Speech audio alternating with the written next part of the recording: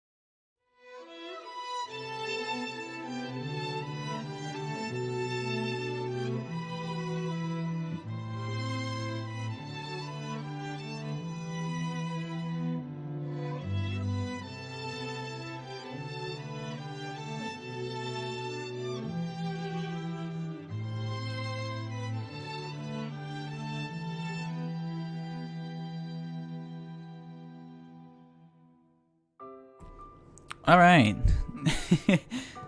So, oh, crap. Clipped it off. So, everything's together. And I think we're all good. So, I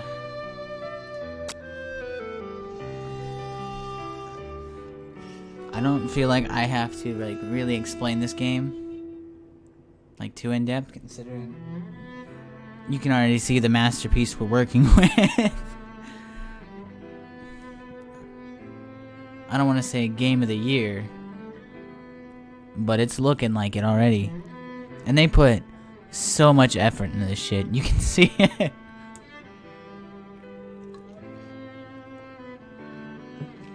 So, I'm gonna give it just a minute.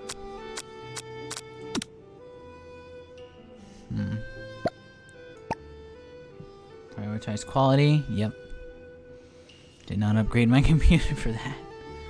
This is it. Oh. They make a clicking noise, but they don't move. That's weird. It's fine, but it's weird. So, I say we just go ahead and hop right in.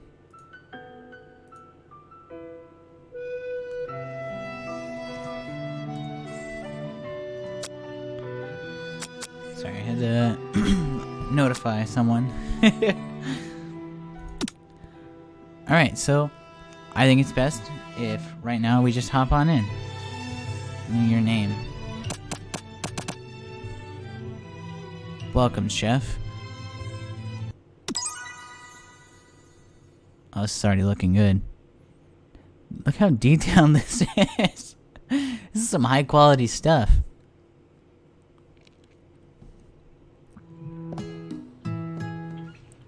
You sleep softly as the morning sun casts a warm glow through the window of your modest student apartment. The world is peaceful and serene. You could stay in this moment forever. Or you could wake up now. Your first day of culinary school is no time to sleep in. Smack that clock up and at 'em. Lying in bed, you stare at the ceiling, thinking about everything that awaits you at your prestigious University of Cooking School Academy for Learning. Your mind begins to wander. Who will be there? What will you cook? What should you wear? Time begins to fly by, and you find your imagination getting away from you. You allow yourself to daydream a bit, thinking about the future. It's here. Finally! Your first day of culinary school. So many dishes to prepare. So many students to meet. Your mind is swimming with possibilities when you realize you're running late. You grab a biscuit and burst out the door in a hurry. That's a good-looking biscuit. Mmm, delicious. Just what you need to wake up those taste buds.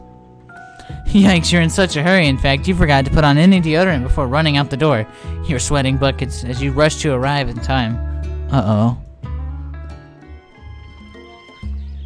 Standing in the quad, you gaze upon the magnificent University of Cooking School, Academy for Learning. Here comes your lifelong best friend forever, Miriam. She's the most adorably awkward person you've ever met, and you absolutely love her for it. Alright, this settings is a little loud. There we go. Good morning, Reaver. Are you excited for your first day of the rest of our lives? Actually, because I sure am. Excited, a little nervous. Okay, a lot of nervous. What the? It's just that this morning I made breakfast for myself, but, well, when I ate it, I couldn't taste any love in the food. What if I'm no good? What if I fail? Classic Miriam. Raised by master chef parents, she's always held herself to a very high standard. Oh, she's crying. Ever since we were little babies playing together and you rescued me from that quicksand box, it's been clear to me that you're the most loving, caring person I know. You're gonna do great. But the University of Cooking School Academy for Learning's famous 3-day-only semesters, I'm afraid of being left behind and never catching up. A sweet girl, Miriam has always had a flair for the dramatic. This summer, she got so nervous about her first kiss that she chipped a tooth practicing on a mannequin. I feel that. Should you pep talk her or change the subject to give her some relief? Let's give her that pep talk, boys. Remember last month when we saw the fortune teller and had our tarot cards read? Success. Force-fed steroid chickens. Yes. The lady with the mask who gave me nightmares? I've been trying to forget. I know she looked spooky, but she was so sweet. And told you that you were destined for great things. Remember that card with the fancy-looking tower? And the other card featuring a handsome fellow in a red suit? I've been waiting so long to meet a handsome fellow I could call my own. And I'm sure you will soon. In no time, we'll be graduating and you'll be delighting the world with your heartfelt cooking in no time. As you talk Miriam up, you can feel her nerves begin to ease. So sad. You know what? Maybe everything will be okay after all. And if not, at least I have these killer bangs. Hell yeah, they're all different sizes. Yeah, no, it's really nice character art. Like, can you believe I cut them myself? No. You can definitely believe it. I cannot believe it. Before you get another word out, you are rudely interrupted when someone smacks your books and custom engraved measuring spoons out of your hand onto the ground. Hey! Oh. It's Ashley, your arch rival, and she's totally evil, but you can't help but be filled with jealousy. She can get anything she wants and she knows it. Hello, Ashley. Dude, look at them look at them like, those are some good socks. What are they called? Knee socks, yeah. Look at them. Drumstick. Fan service. It happens. Oh, I didn't see you there, chicken shins. You leave Reaver's shins alone. They're perfectly normal shins. Ugh, you can't stand Ashley. Even her name is annoying. You know for a fact that it's actually Ashley, but she had to add extra letters to make herself feel better than everyone. Please could never wear this to KFC. What KFCs have you been going to?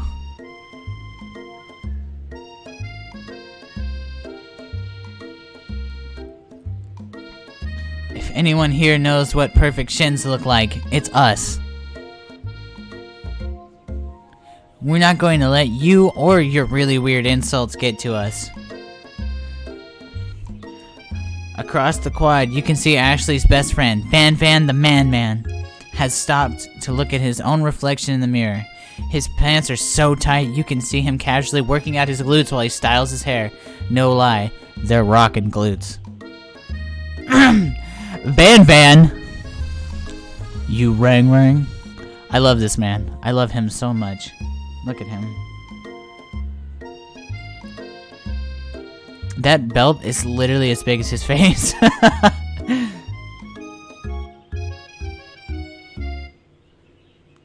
You've never been sure what their arrangement is, but as long as you've known them, Ashley and Van have been just as close as you and Miriam, but substantially more devious.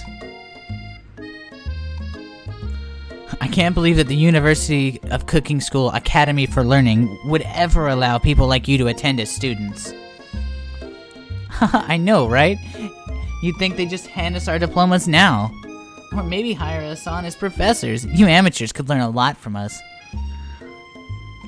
With the first day of school about to start, there's no time to properly tell these two off, so you resist the urge.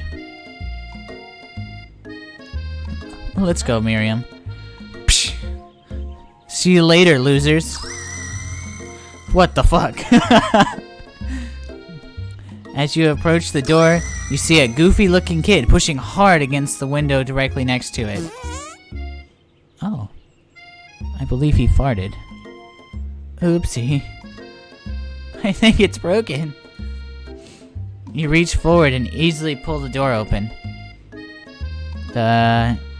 This should do the trick. I love you! I think you mean thank you. My name is Pop. I was named after my Pop. He's old. Could someone like this also be a student at the school? He must be one heck of a chef. Also, his name tag clearly says Bob, but I guess he's reading it upside down.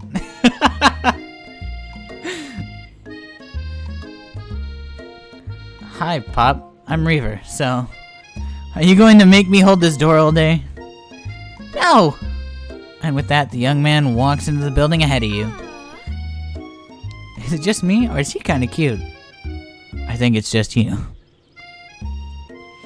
You both shrug your shoulders before following him into the building. You stand at the edge of the room, unsure where to sit. Other students wander in and keep themselves busy chit-chatting.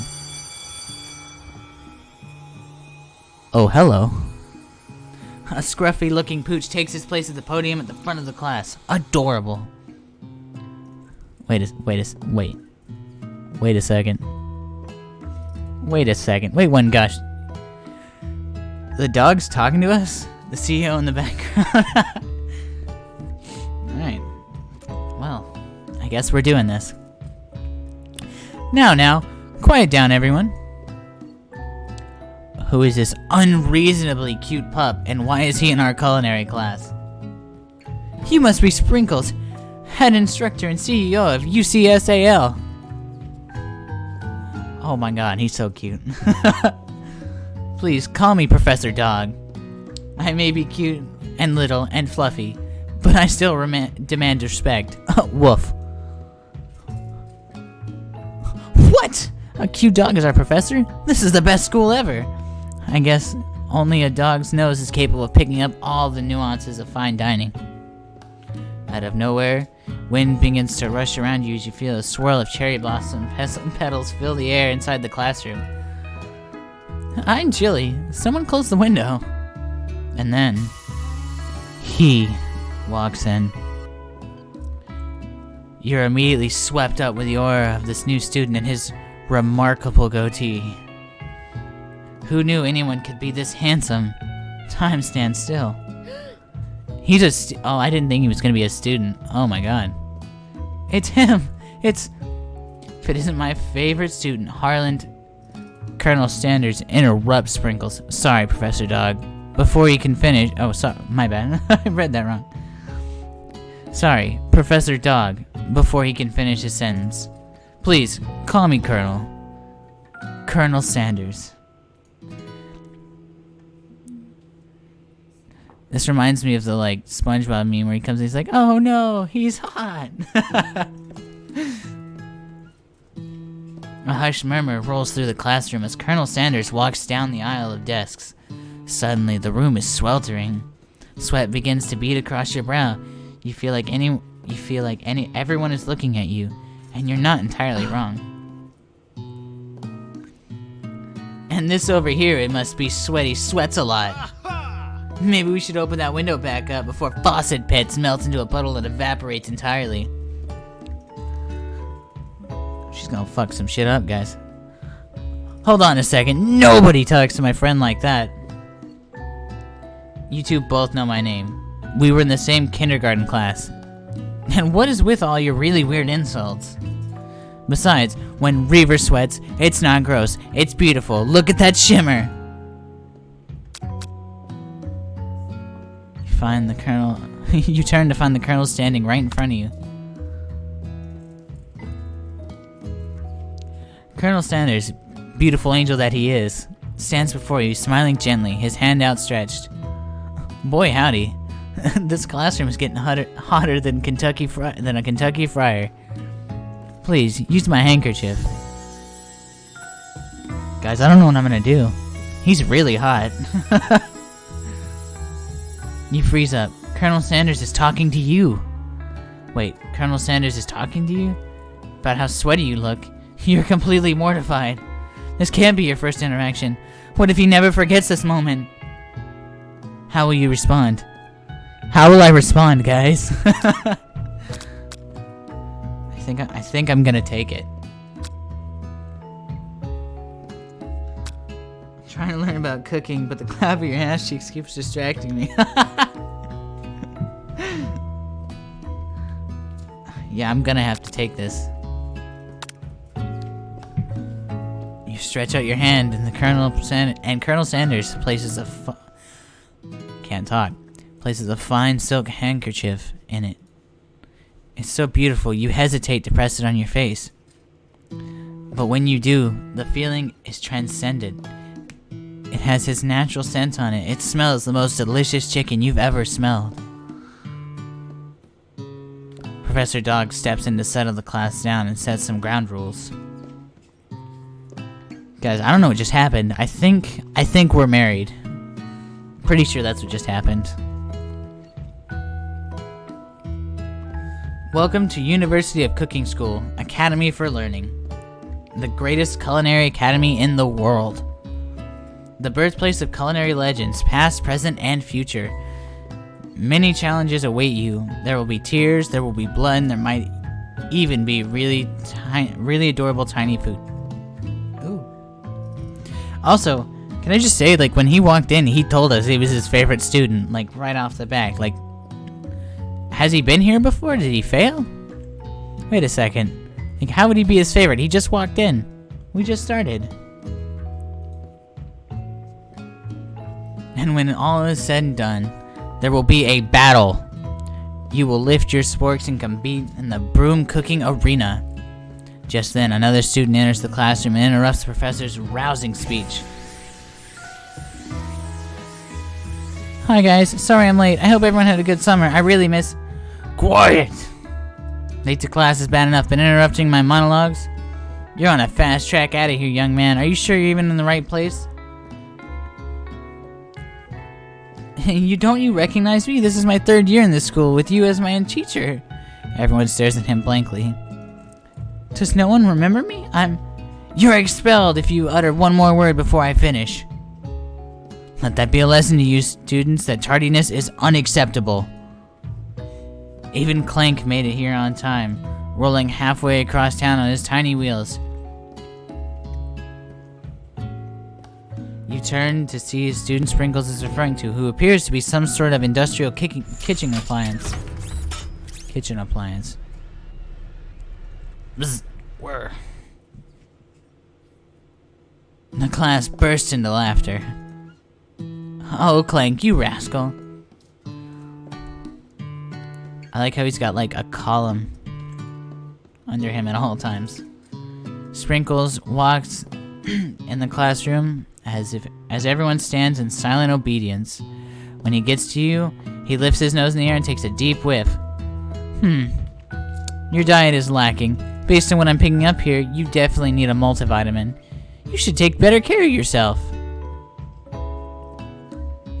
You've never had a talking dog as a teacher before, but Sprinkle's reputation for being smart but tough is well known. You decide by giving him a treat in your pocket, but what kind? This is a setup. Everyone knows the answer.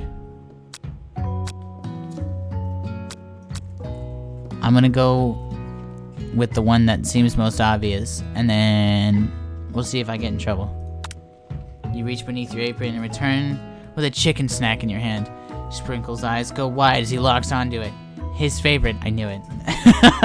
Well. I think there might be some competition for new star student. The furry professor immediately devours the snack, leaving your hand slick with a coating of warm doggy drool. You see the other students eyeing you jealously, but pay no mind to them. Why am I carrying chicken in my pocket? Why on earth do I need chicken in my pocket?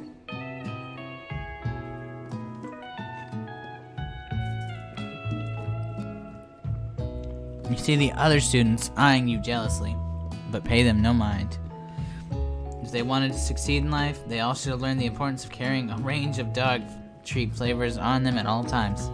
Makes sense. Settle down, young chefs. Take your seats and prepare to have your minds opened to the amazing possibilities of culinary creation. Everyone rushes to claim their favorite seats. You're left standing at the front of the room. Only two options remain. Oh, this is a fucking dilemma.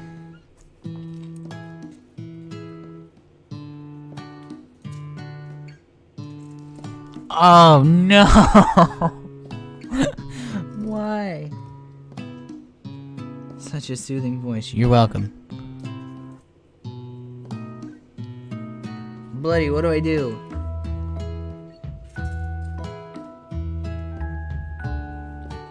Can I sit by my best friends or a living god? Oh, this is hard. Option A. Colonel Sanders? I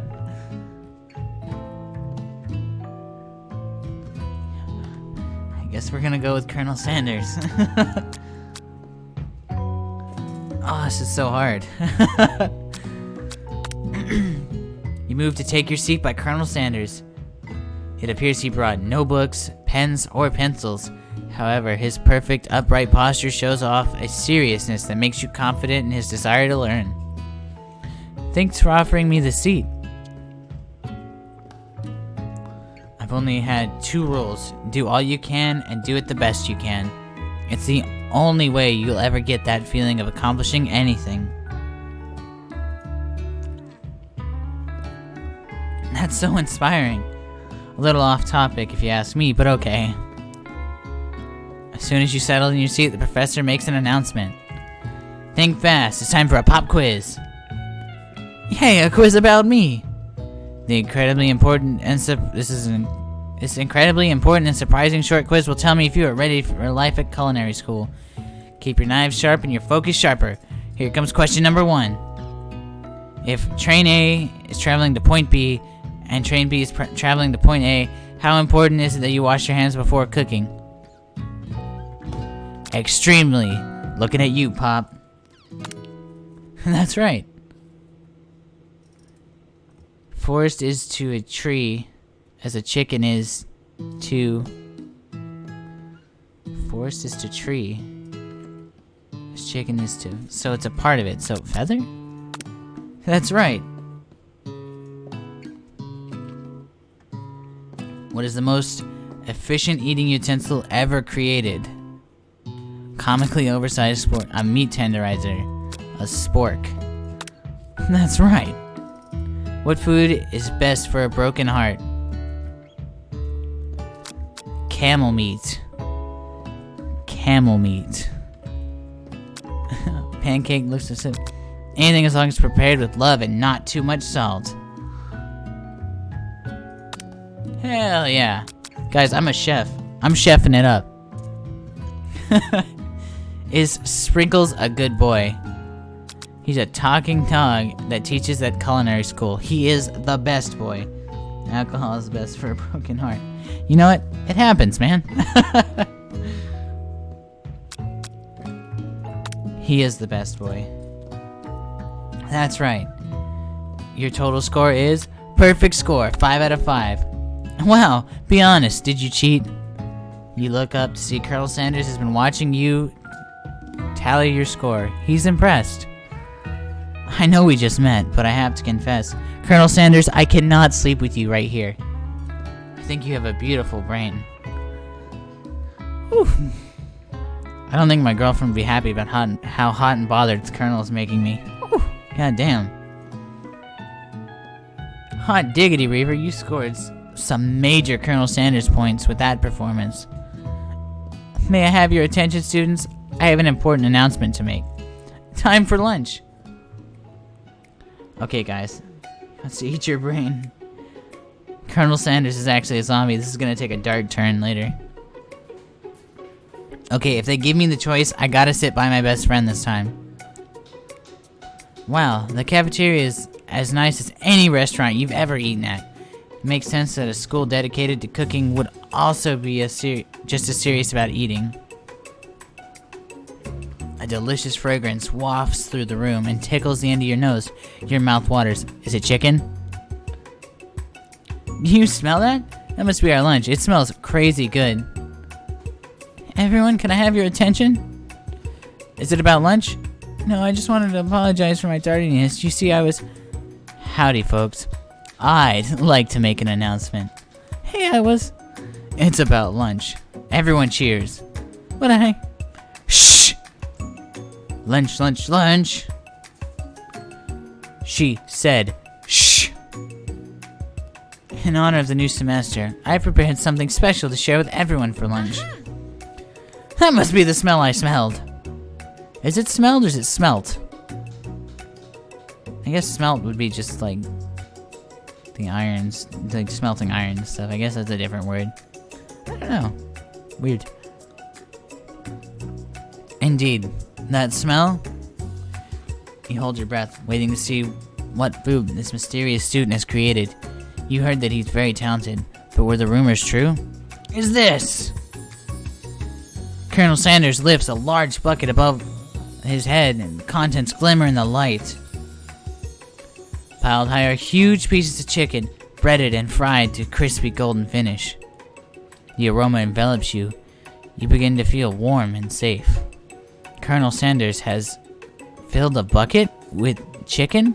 What a novel concept! Never been thought of ever. Ever. Your stomach begins to grumble as if to say, stop thinking and start eating. For years I've been developing a secret recipe for the perfect fried chicken. By my calculations, nothing less than 11 herbs and spices are required to achieve the perfect balance of flavors. You look around and notice that every other student has a pen and paper and is scribbling notes as fast as they can. But that's all I'll say about that. What? You think we want your stupid secret recipe, dude? Pshaw. Nah, my dude. Nah. I'm just, drafting a last will and testament in case, one of those ingredients is, poison. Got him. Got him. Look at that. What the fuck? Van, no. Looks around nervously to see if anyone else is laughing at his sick burn.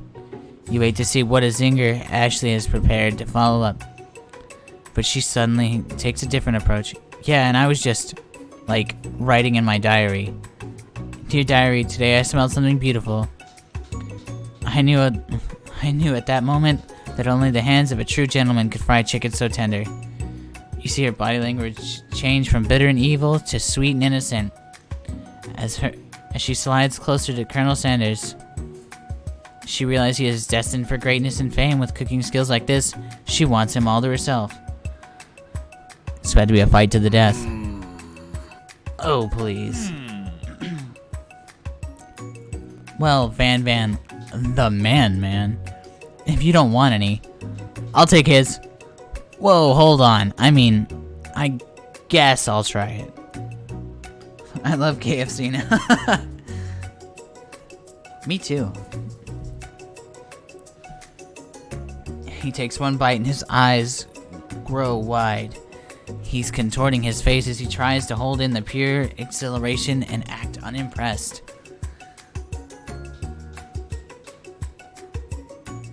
I know, it's hot. Easy now. There's enough for everyone. Please, my fellow classmates, dig in. You take one of the pieces of fried chicken out of this bucket and sink your teeth into it. It's amazing. Oh, what the hell?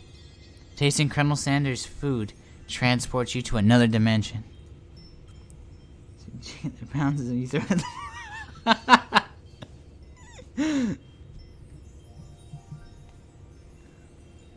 Alone with your taste buds, gripping a drumstick in your hand, you float weightlessly.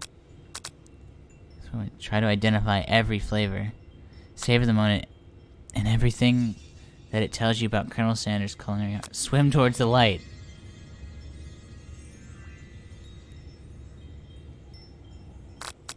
Is there a save?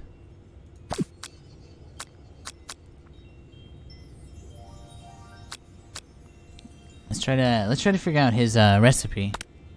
You let the food rest in your mouth and focus on it, scrutinizing every flavor. Salt? Maybe. Pepper? Too obvious. Oregano? Basil? But there's something else. Something dark, something spicy. You dig deeper. Deeper. Deeper. Yes, even deeper still, until you find it. Could it be... God damn it! He really did it. How bold, how adventurous to use... You try to go even deeper into the sea of flavors, but this revelation alone is more than you can handle. You snap out of it and realize this information was meant to remain a secret, and yet, now you know. A mantle of responsibility now rests upon your shoulders.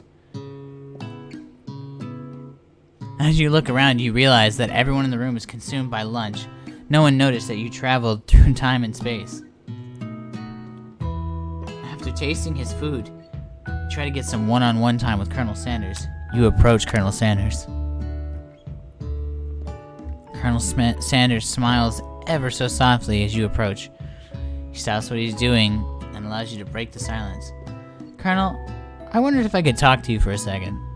Anything for a fellow chef. Guys, he said fellow.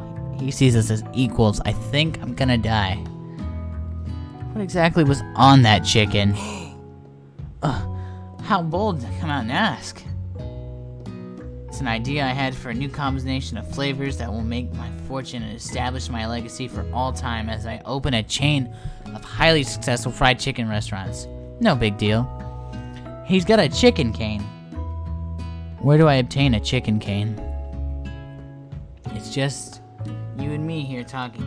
I can keep a secret. In fact, I've got some of my own that I'd be willing to trade. What's the rush? The semester's only getting started. We've got two more whole... Wait. We've got 2 more whole days. I don't know why that was so hard to read. To get to know each other. He's clearly not going to give it up easy, but it doesn't hurt to be persistent. You know what they say about secrets, Colonel. Shouldn't learning be fun? Aww. You've got moxie, I'll give you that.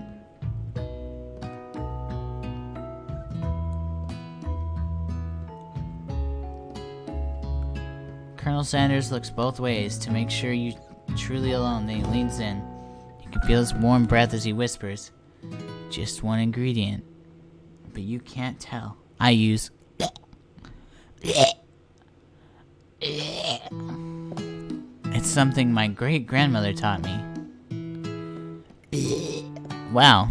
You'd never have guessed that. In fact, you're not even sure where you'd get some if you searched. And... definitely is the flavor you tasted before. So now you're 2 ingredients closer to knowing the full recipe. But you don't tell Colonel Sanders that. Now you're wrapped up in this huge revelation. You notice that Colonel Sanders has disappeared. While everyone else is still in the cafeteria, you decide to look for him. You find Colonel Sanders outside, standing in the quad. Oh, it's you again. Howdy. Yeah, I just followed you. Sometimes I like to come outside and look at the school buildings. I think about how my story will continue after I've graduated. Sounds like you have big plans. I dare say, the biggest. I will leave my mark on the world. You can bet on that. Alone together for the first time. What? The second time, thank you. You figure now is the perfect moment to show your personality to him. Wow, him with the big idea to add additional ingredient to really spice things up. Neg him to show him your own strength. Be modest but thoughtful. Add an additional ingredient to really spice things up. You know, about that, I was thinking about your secret recipe. I don't doubt it. It has a way of leaving an impression on all who taste it. You decide to show him that you also know a thing or two about blowing minds with new flavors. I actually had some thought on how you could improve it. Improve it? You want to change my secret recipe and you think you can do better? Have you ever heard of habanero peppers?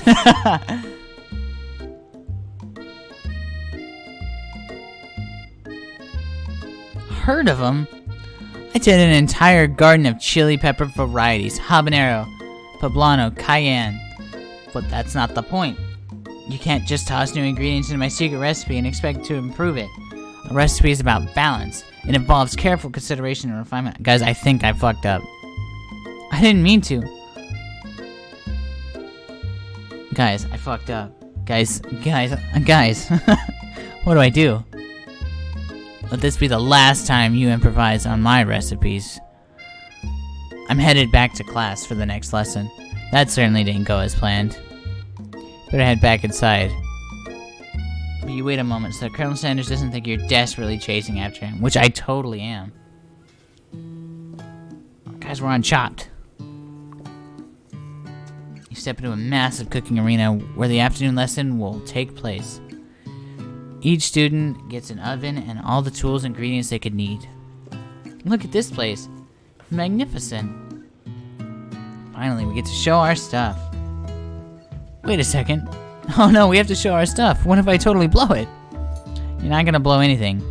Except maybe kisses into the crowds of fans that you're going to earn with your signature adorable tiny food creations. Welcome students to the cooking arena.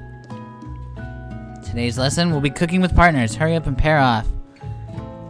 Naturally, Miriam looks over at you, but unable to control yourself, you pounce at Colonel Sanders.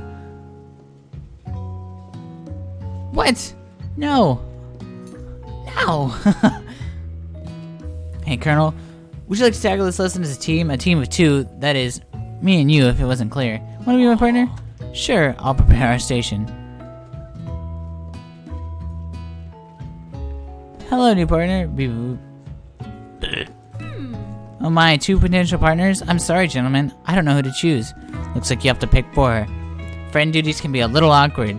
That's the price you pay for not being alone forever. Who do you want to ask to be Miriam's partner? She likes Pop, but I like Clank. Can we get an audience vote? Anyone?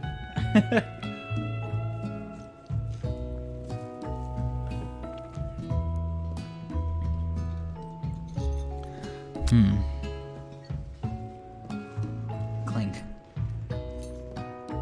Alright, I'm feeling it.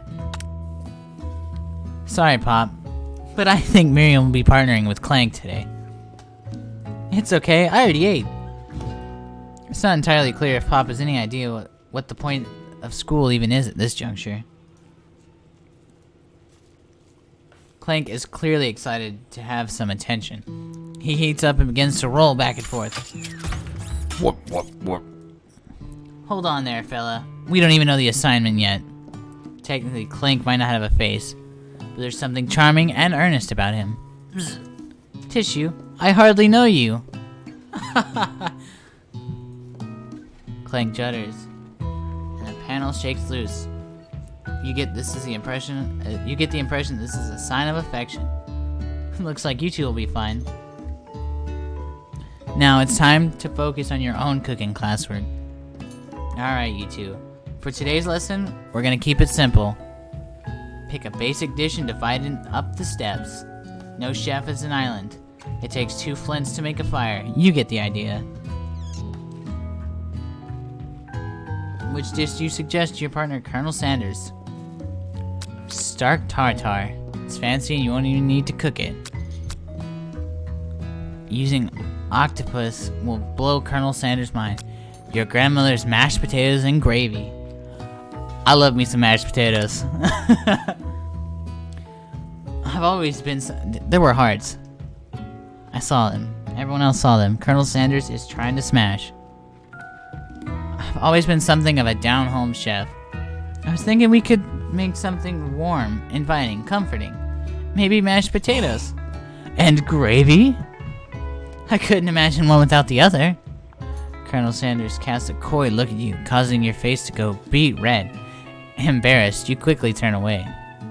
I'll go get the potatoes. No, please, let me. Picking perfect produce is a passion of mine. Looks like things are getting pretty fresh around here. Does someone have a crush on Colonel Sanders? We're just cooking partners. Mind your own business. Sanders' heart is my business. And you better keep your fingers away or off my man. Did someone call for me? No. Geez, Van. While I'm over here crushing Reaver's dreams, you're supposed to be taking care of our classwork. That was the deal, remember? Colonel Sanders returns, armed full of peeled potatoes. He tosses them in boiling water and turns his attention to you and your old friends. Oh, howdy there, Ashley, Van. Are we working in a quartet instead of a duo now? Actually, no. It looked like Reaver was struggling, so we offered to give them a hand. You know, these young amateur chefs need a lot of mentoring. This music is hard. I was going to say, Colonel Sanders, maybe I could teach you a thing or two about Fancy Food. Maybe one day you might be able to get up to my level. Doubt it. Don't be rude, Van. Personally, I have no doubts whatsoever about Colonel Sanders' ability to concoct creations worthy of admiration. After all, your fried chicken was quite spectacular. But Colonel, if you ask me, I might make a better partner for you than this thing that has positioned itself at your station. Don't you feel deep down that we cast complementary shadows? We fit together, like a thigh and a drumstick. It just makes sense. Nothing about this makes any sense, but one thing is clear. She's coming for Colonel. If you don't watch out. Ashley is really going at you hard. You need something for backup here before things get ugly. Turn to Colonel Sanders, hunk of hunks, in your time of need. Turn to Miriam, your forever bestie who always has your back. I don't know, Miriam always says some really weird shit. Like, she's amazing, but she says some weird stuff. Remember when she called my sweat beautiful? Let's turn to the hunk of hunks. I'm here to learn and to express myself via my cuisine, not bicker with prima donnas. Partners were chosen at the beginning of class, so let's all respect the format, okay? You turn to Colonel Sanders to confirm that you're on the same page. I chose Colonel Sanders, and the Colonel chose me. Isn't that right? A businessman respects all fair agreements, from contracts to handshakes. I took on Reaver as my partner for this activity, and I stand by it. Based on your team's behavior, I'd say you're perfect for each other. Neither of you has Reaver's natural talent or their loyalty. Being defended by Colonel Sanders leaves you feeling proud and full of potential. You look for Sprinkles in hopes that he might step in, but he is nowhere to be found. Darn those cute corgis and their short but sturdy stature. You look down at your station and realize in this tense moment, your hands have been cooking on autopilot. Distracted by the drama, you've already crushed the boiled potatoes into a perfectly creamy mashed texture with plenty of butter and cream in for flavor. It's as if your natural passion guided you through the steps you know so well. while your attention was elsewhere. I know just what to do. Colonel Sanders extends his hand. He's holding a beautiful white porcelain gravy boat. Out, it pours a smooth, brown gravy, smothering your nearly finished potato dish. Gravy flows down the mound of mashed potatoes. As a result, the results look spectacular. Granny would be very proud. Colonel Sanders holds a spork out to you. You reach out and grab a hold of it, but he doesn't immediately let go. You two stand, holding the same spork. And for that small moment, all the madness and pressure in this crazy world stops. Look at that fucking cheekbone. Your eyes lock. The moment is electric. Time stands still. If you love something, set it free. Together, you dig the utensil. Wait, are we like Dirty Dancing? Like the... making the pot? Wait, like his hands on mine as we dig into this?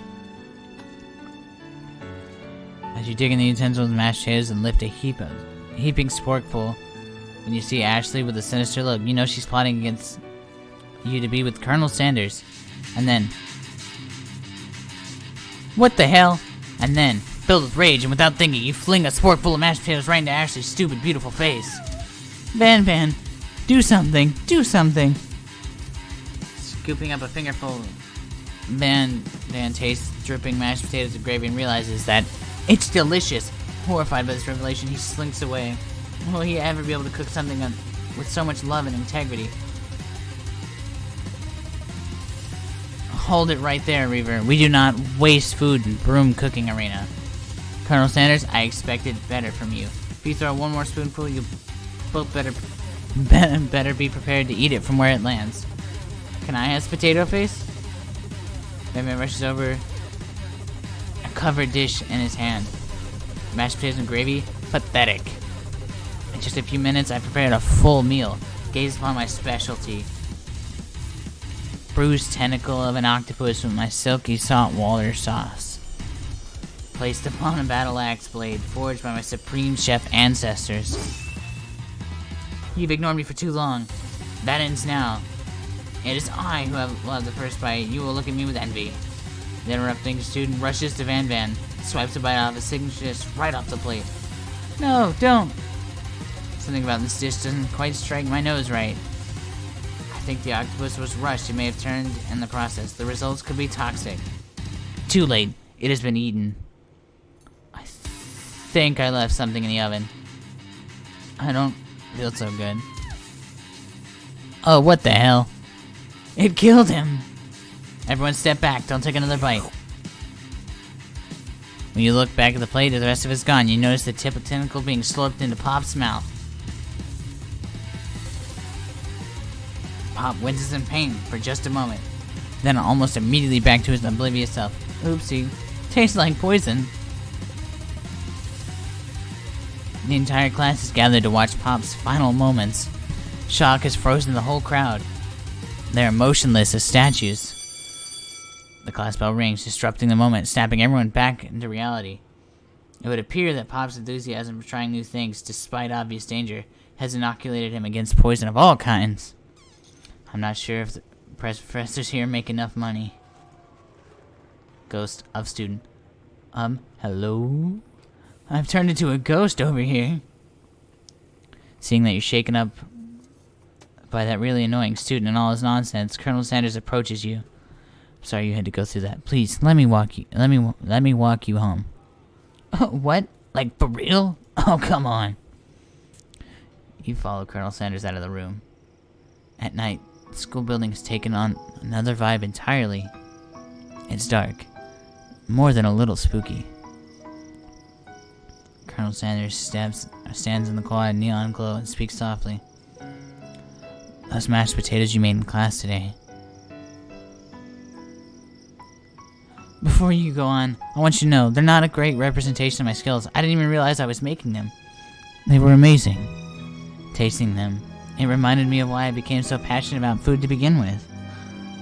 Colonel Sanders is getting choked up. What a man. Cooking is obviously important to him. In a way, you find that inspiring. Now might be the perfect time to tell him you're developing feelings for him. Colonel Sanders? Yes, Reaver? There's something I need to tell you. Hold it right there! There's something I need to tell you first! Oh, jeez. You see, when I was a boy, I had a dream that one day I would be the greatest chef the world has ever seen. And every day since, I've been working toward that dream, day and night, never stopping, never resting. Always getting them gains, 100%, never rest. Also lifting a lot of weights, like so many weights. We should follow our dreams with all of our hearts, that our souls may grant them like wishes floating on a shooting star. Hey, no, you. Shut up! I'm the one here to say inspirational stuff and be the star of the story. Are we forgetting your cooking literally killed a guy? You can't prove that. I also saw you kill a guy. What was his name? Somewhere in the distance, you hear a long, sad sigh. Forget about him. We're talking about me. Me. I'm the hero. The sport monster is here to fight a hero. What the hell? Guys, what the hell is happening? I think I left the fridge door open. Later, nerds. How dare you threaten me? Just as I was letting my guard down and connecting with another chef on an emotional level. Be afraid. Be very afraid of me. Because I'm a monster. See? Is he rhyming on purpose, or is that just a coincidence? And before you can discuss syntax any further, there's a turn-based fight sequence. What will you do? Attack. Decide to go on the attack. What attack will you use? Cook with love. Cook with love does 1 damage. It just got real. That attack really upset Sport Monster. Sport Monster goes on the attack. It spit hot gravy at you. You take 1 damage. Attack. Decide to go on the attack. It worked last time, right? Cook with love. Cook with love does 1 damage. Sport Monster won't forget this. Sport Monster is feeling really threatened by your attack. Sport Monster focuses their mashed mind. It draws an energy from Mother Earth itself. They grow larger and more intimidating. How will you respond? Defend? Decide to defend. Which defense will you use? Trepidation. You hold your head between your hands and mutter, "This is not happening. This is not happening." Sport Monster is no quitter. Buffed up and ready to rumble, they go on the attack once again. Sport Monster uses Utilitensile. You take 2 damage from the attack. If you take much more damage, you're not going to survive this battle. Attack.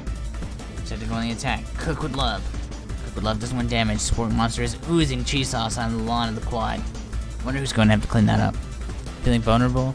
Sport Monster prepares the ultimate attack. Rounded edge. Vile villain, your reign of terror stops here. Colonel Sanders summons the energy of 1,000 chickens. Pot pie power pinch. Pot pie power pinch does 10 damage. Sport Monster is defeated. You saved me. An injured Sport Monster spews steam into the night. Spare this wretched beast. You manage to tamp down your disgust in the sight of the gnarly beast long enough to realize that he is a still living creature, with a pure soul who deserves your pity, not your wrath. Be gone, beast, and don't you dare come back for a follow-up encounter tomorrow! I won't forget this. And I certainly won't be back like you said. The Sport Monster scuttles off into the night. The defeated monster left behind a special item. It appears to be a cookbook, but upon a closer inspection, it appears to be so much more. It's a book of magic spells with a golden chicken on the cover. You can open the cover and find a library card tucked.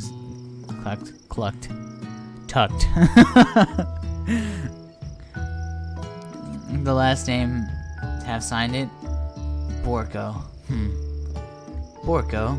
That name sounds strangely familiar. Your blood is pumping. You stand in the quiet night holding the mysterious book in your hand. As you come down from your battle buzz, you realize your final attack has left you completely depleted.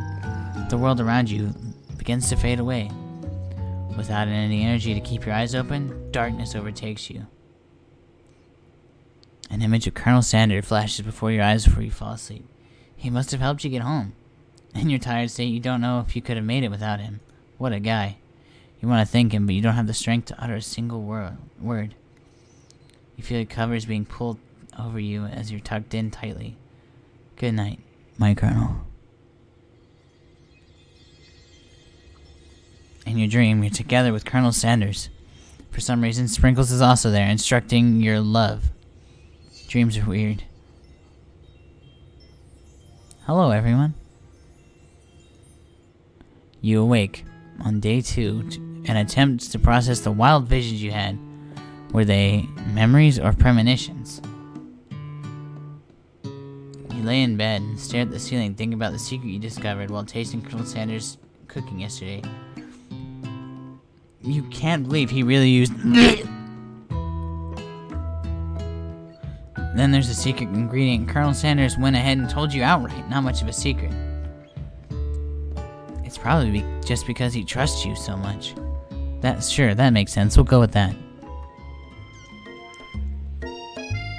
You meet up with your bestie in front of the school. Before you can tell her about the encounter with the sport monster, she launches into a story of her own. Okay, I know this might sound a little strange, but I think I might like Clank. Like him? Like? I know, it sounds like it's moving too fast, but there's something about him. I like him. I like him. We got to talking after class. He's actually a totally sweet guy.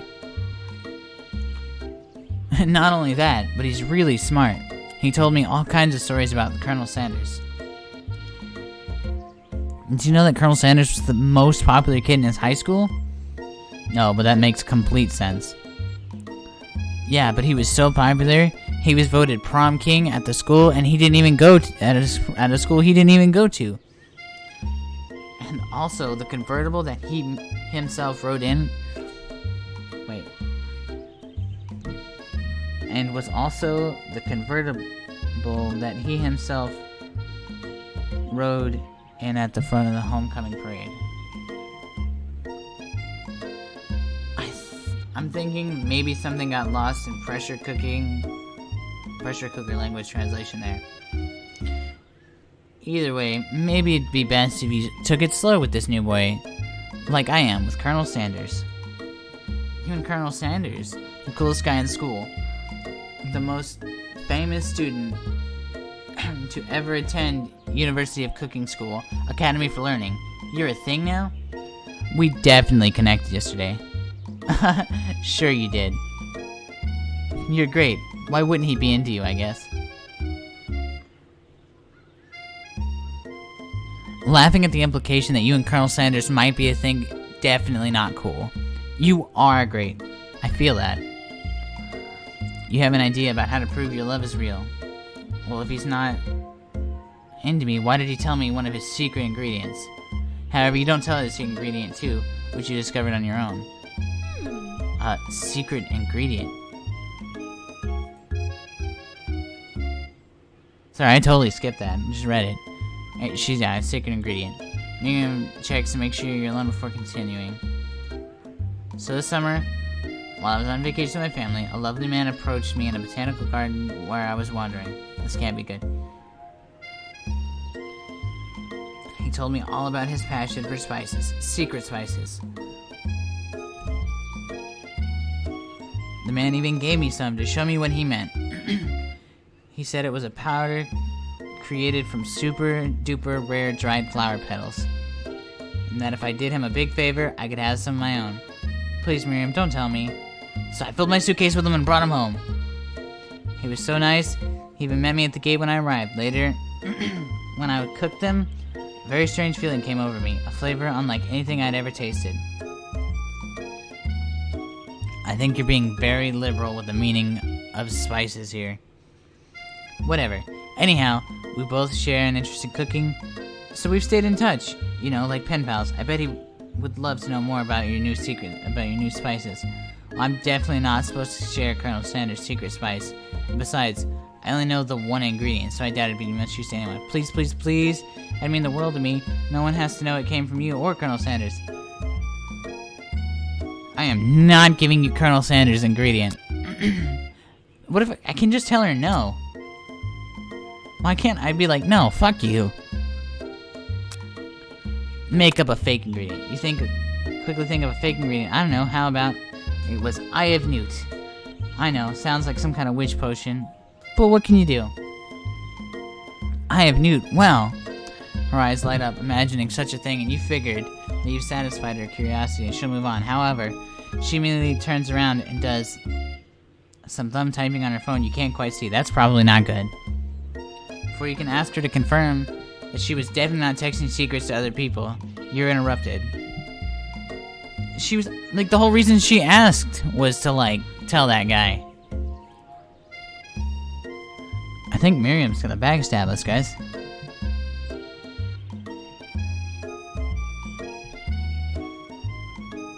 Wind rushes in. Cherry blossom petals fill the air. What the hell? It's Colonel Sanders. He's arriving at school. Stand back and admire his majestic glory. Run to him. We're running to him. You decide that the best way to show Miriam how serious you are would be to run to him. Surely he'll sweep you up on the back of his stallion right away together. Oh, Colonel, my Colonel. However, your sudden movement surprised the horse and it rears up, kicking you directly in the face. Holy shit! The force of the blow completely knocks you out cold. In the darkness, you see a vision. Ooh, Reaver, I'm here to deliver you a message. Not this guy. It's important. Remember this exactly as I said it. If you forget, the world could end, so it's serious. I've been trapped in a realm beyond. But a great prophecy relies on my return. Only you can save me. All you need to do is repeat my name 3 times. My name is... Before you continue, you suddenly awake. Ah, jeez. Beetlejuice, Beetlejuice. You find Colonel Sanders tending to you. He roused you back to life with a satchel of secret spices. Or is that his natural seasoned musk? Compliment the craftsmanship of his horse's shoes. Maybe you shouldn't be riding a horse to school, and maybe you shouldn't be running up to animals you don't know. It's hard to say who was it wrong here. But one thing's for sure, that Colonel Sanders is pretty dreamy. That horse has beautiful shoes. I could really feel how smooth and sturdy they were, pressing into my face. That's nice to hear. No one truly appreciates good craftsmanship anymore. And with that, Colonel Sanders disappears in the school, leaving you and Miriam to follow. When you enter the classroom, you can see your 2 rivals, Ashley and Van Van, are doing something bad. By the way they're hiding, you know it must be really bad. Like counterfeiting recipes bad, experimenting with restricted ingredients bad, summoning a demon bad. You try and get a peek over Van Van's hulking shoulder. But he sees you coming. Whoa there, little one. I'm not sure you're ready to handle this.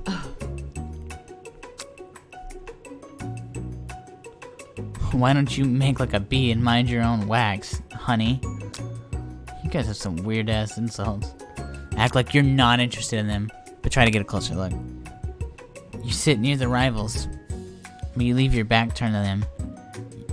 You even hear Van Van mutter something about... It sounds a bit like a magic spell. However, he notices you're eavesdropping. You try to cover your tracks and improvise an excuse. It's time for class, and you're distracting the rest of us who want to learn. Now you've upset them. Oh, and you're the emperor of cooking, are you? You make the rules? I'm not sure you'd know a good meal if it ate you. Being the best chef in the world takes more than culinary skills. It takes creativity. I don't know how to say that word. It takes that. And it doesn't hurt to use a little evil. You finally get a look at what they were hiding, and you instantly recognize it. It's a book, just like the one you found on the encounter with the sport monster. It's the same book I found last night on the quad. I actually immediately elbows Van, who hides the book behind his back. I don't know what you're talking about. This book is a family heirloom and it contains a secret. Or its contents are a secret. You notice that they haven't been studying the book. got Pop pinned to the wall, and they're tossing potato skins at him as he tries to catch them with his mouth. We're playing. Before you can dig any further, you're interrupted by the arrival of more students. It's almost time for class. Beep beep. Clank must be running late. He's in such a hurry, he rolls right over Van Van's meaty foot. Hey, watch it, you Bolt. You watch how you talk to him. He didn't do anything. Who do you think you're talking to? I've never heard such language. Not even from a stand mixer. Womp womp. No, your mother was a stand mixer. Bird. Van Van jumps to attack Clank, but Clank shocks Van, sending him flying across the room. Protect me, Colonel Sanders. These crazed men are about to come to blows. I think it must be over me, but I'm not interested in either of them. Ashley's tone has completely changed in an instant. She bats her eyelashes at Colonel Sanders. Surely he must know this is a ruse, right? Gentlemen, get a hold of yourself. Save it for the arena, at least. Or don't. Honestly, what do I care? I've got lofty career aspirations to focus on. Maybe I can help you with your business plan. Just then Sprinkles arrives to signal the start of the class day. He's panting, which doesn't seem abnormal. He's a professor, but he's also a dog. Students, please take your seats. I apologize for my late arrival. I spent the morning chasing a car all around town, and my tiny legs are very, very tired. But I'm here now, and I hope you're ready to learn. Rub his furry belly. He loves it. Sprinkles stops his track and sniffs the air around you. Something has him in a trance. It's a scent left in you from Colonel Sanders. You know what? I love this dog. I love him so much. Sprinkles jumps on you and licks your face. Down, boy, down. Auftappen. That command shouted by the colonel snapped Sprinkles out of his trance. I wonder what's up with that. Sorry, I just got a little carried away. He catches his breath. Sprinkles regains control of the classroom. Without further ado, we'll review global history of my favorite fowl, the chicken. You want to pay attention to the lesson. You truly do. Which is why in 1776, signing the Declaration of Independence, it was the chicken who first signed their name. But you can't help but daydream about Colonel Sanders. And you miss most of the important parts. When you come to, Sprinkles is holding a tray of food in front of you. Well, Reaver, naturally this appears to be a sample platter. What item do you sample? Shit. I wasn't ready for a pop quiz.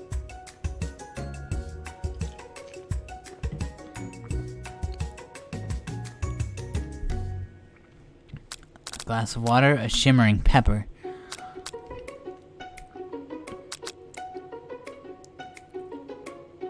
A glass of water. You grab the glass of water and gulp it down. It's cool and crisp, like the purest snow melted from a mountain spring. Hey, that was mine. It was for my favorite toilet. You owe me $6. And you've got excellent taste. You think to yourself, geez, I should pay better attention. We all make mistakes. I'm sure he'll forgive you someday. Wait, why do you pay money to drink out of a toilet? You know what, honestly, there's too much in this world for me to ask questions. Come on, it's time for lunch. Before anyone can relax, the cafeteria lights dim. And your rivals enter to make a dramatic announcement. Today's lunch will be prepared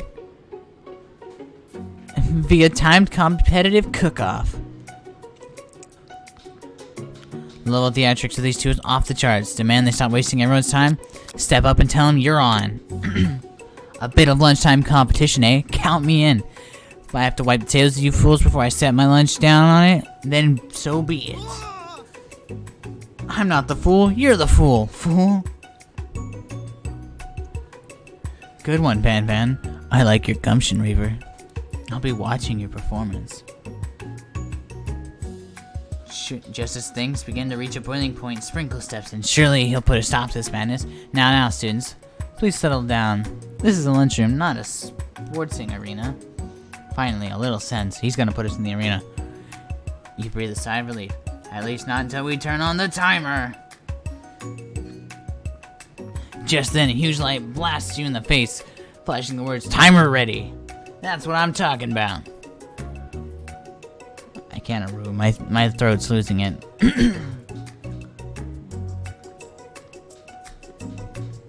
Aru. I stand corrected. The hard way builds solidly a foundation of confidence that cannot be swept away. And that's an original quote by me, in case anyone was wondering. I hope its message lifts you to victory. Like a diamond, I was formed under pressure. Now is my chance to shine. Her body is in like the weirdest position. I will defeat you myself. You've had his chicken. You've made mashed potatoes and gravy on day 1, and you're feeling you can really impress him again here. Time to boil some water for the potatoes. Think fast as the timer runs down, you'll be forced to pick randomly. What temperature does water boil at? That's wrong! I fucked up. Guys. I don't know. But I need to season this chicken before you cook it. What Colonel Sanders' recipe, do you have an idea? How many spices did he say to use? 11. That's right. You might not know all the ingredients yet, but at least you're headed in the right direction. Tail wagging intensifies. Now you've got some basic steps going on. It's time to elevate your craft. What state of mind offers the most flavor? Trust. That's wrong. Shit! I'm begging you to get it together. Get it? I'm a dog. Instead of the wrong time for some dog jokes. Next question. Your classmates are rooting for you, but actually it's simply stronger and faster than you. You need to pick up the pace if you want to survive. When you were a child, your father told you never to forget where you came from. Every day you meditate on his advice and draw energy from that place. It'd be a great time to harness energy. So where does it come from? That's right. This is your shot. You're not going to miss it. Try to shut out the noise of the arena and focus on your cooking. Was the sound of success? Sizzling. What's wrong? Flat! Don't make me get the spray bottle. Is this the end? Yep. Game over. Try again. Wait a second. Does it make me start all over? Wait a second. Guys, wait a second. Okay. Tell them you're on.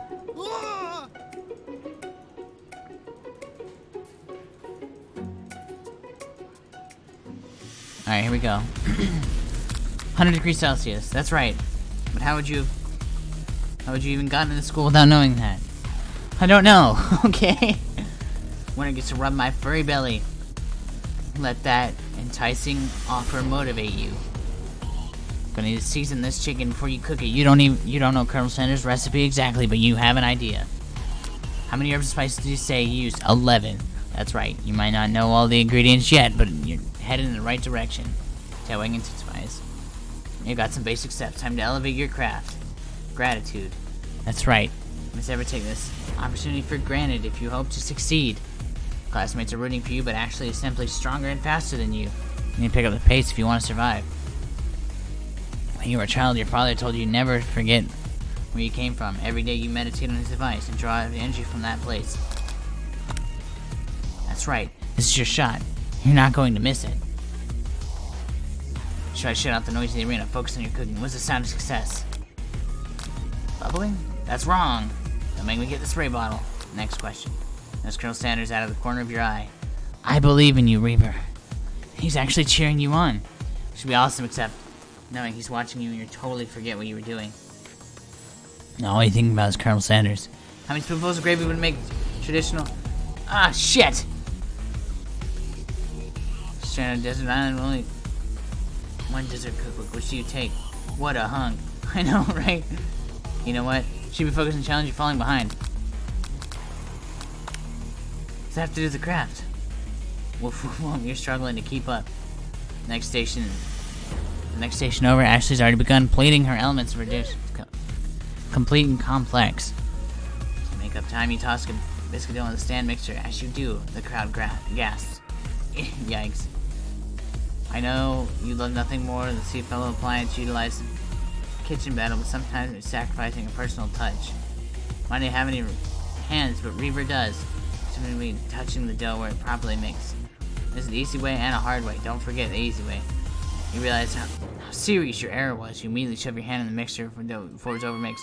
Reaver, no! But you're not fast enough, your hand gets stuck and immediately crushed by... Oh my god. Clicking spinners, and there's no way you'll be able to use that hand for the rest of the match. Colonel Sanders shakes his head in shame.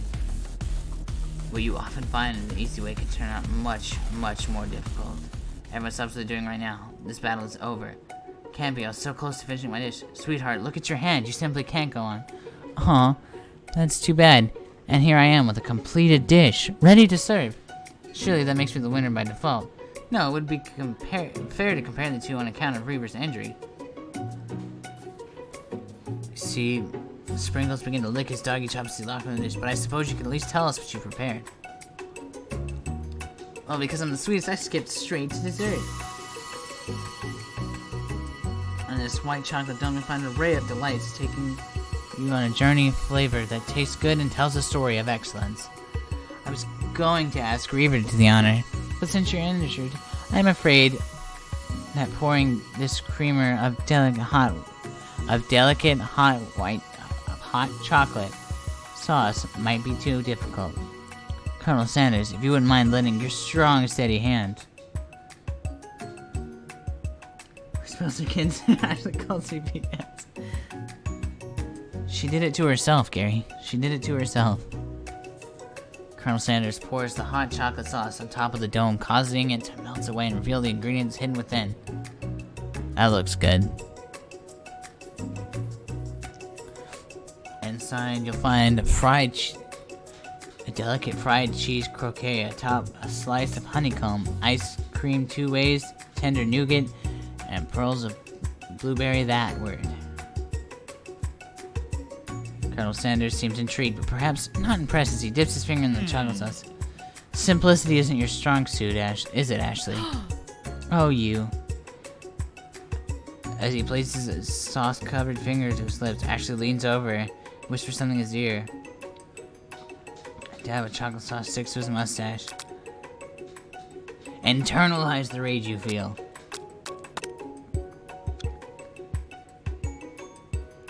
Your rage burns so intensely in your eyes that they burst into flames. The flames cause your eyebrows to catch fire and turn to ash. They fall off your face, which means most people have a hard time understanding your emotions for the rest of the semester, perhaps forever. Embarrassed and shamed by your poor performance, not to mention your crispy fried brow, you run for the quad to be alone.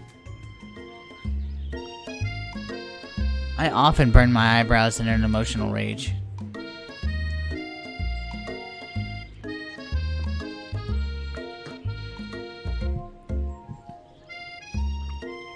The beautiful weather feels like an insult. Inside of you, a storm rages.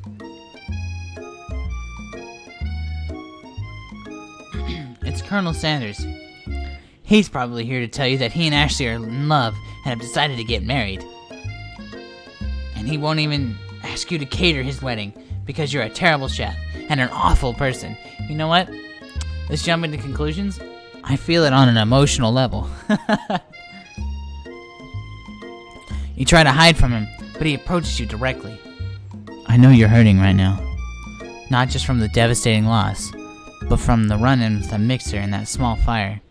We should get that checked out. I'm fine. Can't you just leave me alone? I'm a loser. I'm not fit to fill your fryer. Can you fill my fryer?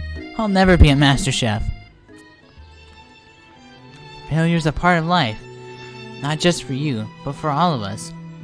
Do you think I've never failed at anything before? That's exactly what I think. Well then think again. I wasn't always the man you see before you. Enrolled in a culinary school, incredibly handsome, successful, motivated. Well, handsome, sure. I was born that way. But I've walked other paths, arrived at dead ends. I was passionate about life, but I failed as an obstetrician. I was passionate about justice, but I failed as a lawyer. I was passionate about livestock, but I even failed as a mule handler. That one was especially humiliating. Mules can be so cruel. I lost my business partner to a gunfight. I didn't know. People see my delicate ribbon tie and my well-kept beard and assume that I've got it all together, which is true now, but it hasn't always been. Sounds like this guy could use a hug. I resolved then that I was going to amount to something.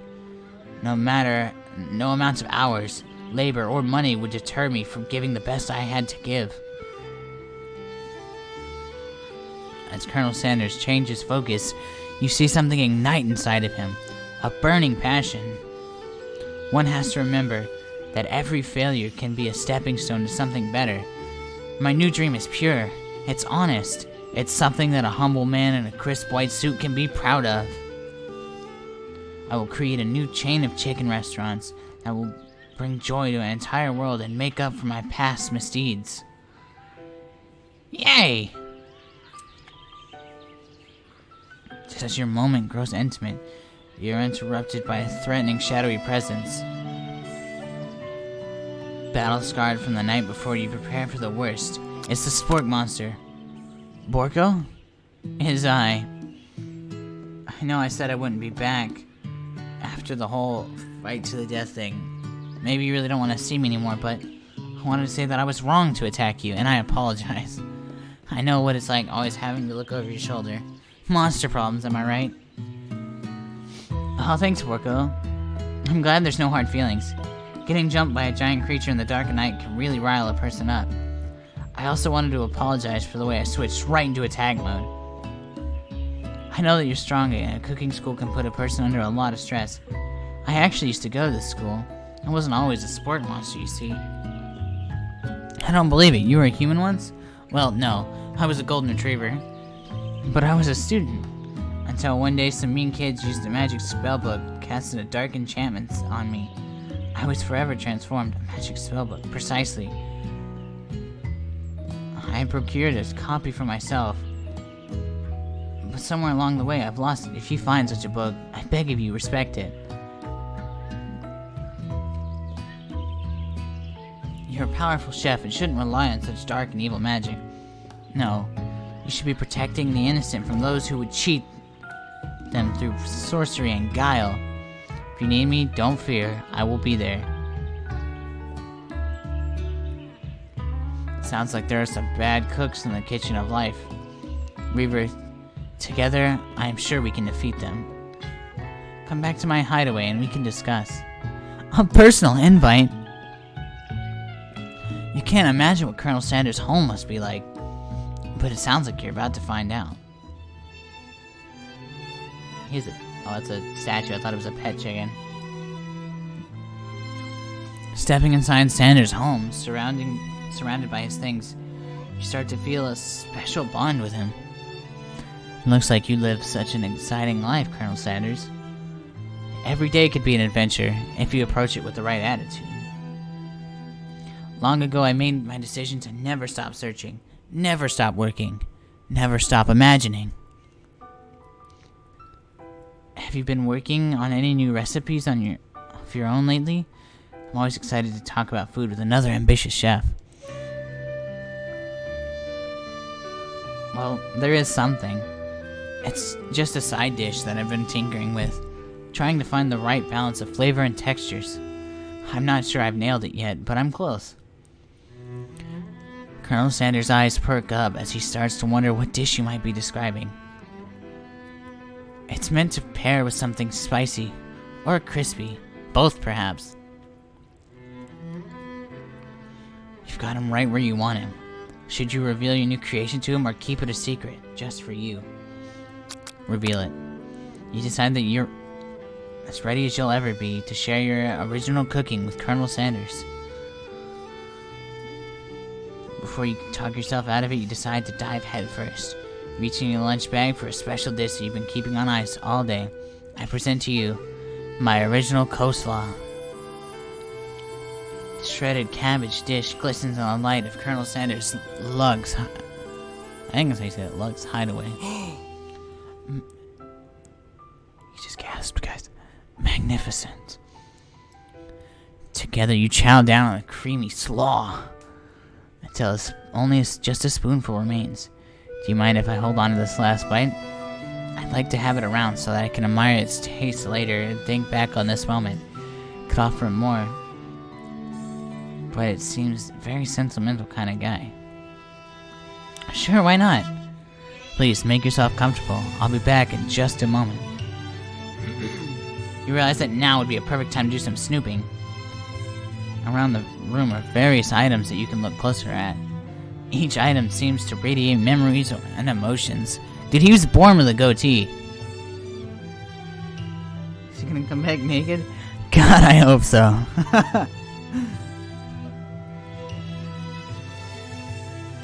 Tap on an item to discover more about the Colonel.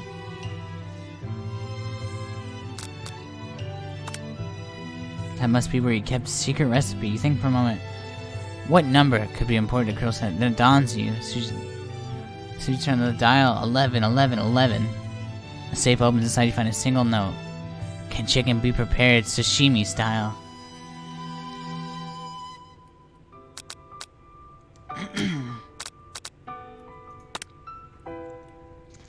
A scented candle. Pick it up and try to identify the smell. A power tool? Freshly starched collar? A piece of wood floating in the lake. The summer of '69. Nice. No, it's one of the secret recipe ingredients. It's...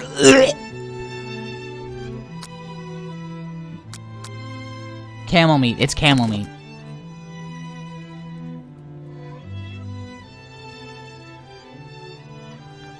The photo appears to be Colonel Sanders, except he's an old man visiting the pyramids of Egypt. Maybe this is when he discovered one, where he discovered one of his secret herbs and ingredients. Tap on an item to discover more about the Colonel. Whoa. That was loud. You open the door to Colonel Sanders' closet and find a row of his signature white suits hanging within. You take one off its hanger and try it on. The jacket is a bit big for you, but it's soft and comfortable. Give yourself a deep hug, breathing in his scent. They say that home is where the heart is. Is this what they meant?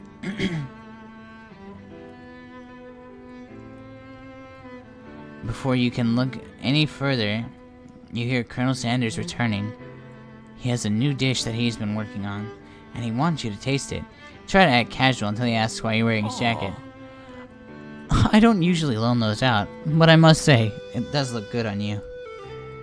Oh crap, the jacket! Decided now is your moment. Make a big move. You fess up and tell the truth. I'm gonna tell the truth. You confess. I think I've developed feelings for you. I might be developing feelings for you too, but I'm concerned. I can't let that get in the way of my dream. Overwhelmed, you take the jacket off and run for the door. But the thought of leaving Colonel Sanders amidst such an emotional breakthrough gives you a pause. You stop yourself. Colonel. Yes, Reaver. I honestly think this may be the beginning of something wonderful. I think you're right. We should take things slow. You talk late into the night and drift into slumber. Dream sequence!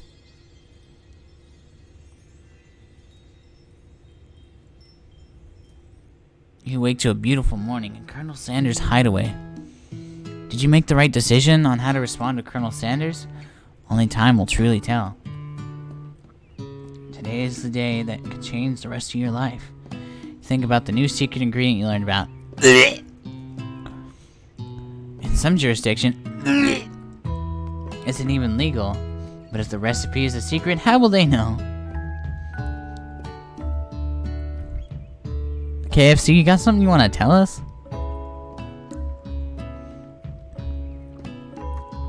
Your thoughts are interrupted when Colonel Sanders emerges into the room. He's holding a gorgeously plated breakfast, and your mouth waters at the sight of it.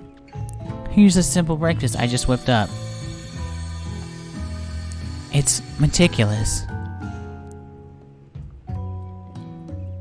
You taste Colonel Sanders' food, and it takes you on a journey. What about the KFC chicken?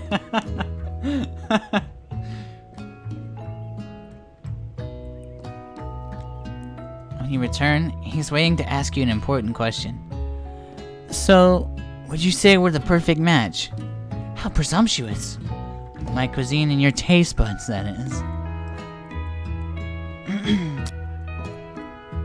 Such grace, such confidence.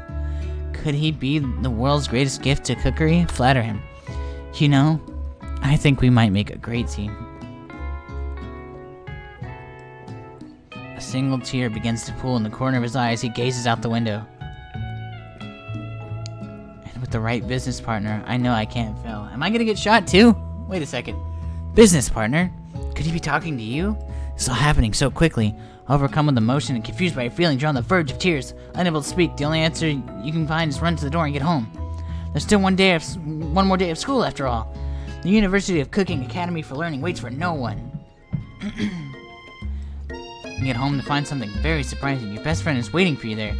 Where have you been? Because I had one heck of a night. I've been so desperate to talk to you. I couldn't find you. I was worried something's happened to you. It's okay, but now that it turns out you're fine, I can finally get you up to speed on the saga of Miriam. Sure, but you will not believe what happened to me after school yesterday. I went on a date. I think I can believe that. Since I've been partnered with Clank, he asked me to go out with him. I told him, you'd better keep your dials turning to polite and respectful. I'm not that kind of girl. But he was just interested in spending some one-on-one time together and getting to know me, so I said, yeah, sure. I can get to know a little metallic guy. Long story short, he took me skydiving with his friends, but things quickly spiraled out of control. Did she just say skydiving as if it's a typical first date to go on with talking pressure cooker? And now, I'm not really sure where we stand. You don't give Miriam time to tell her whole story, however. Bottling the details of your own night is too much to bear.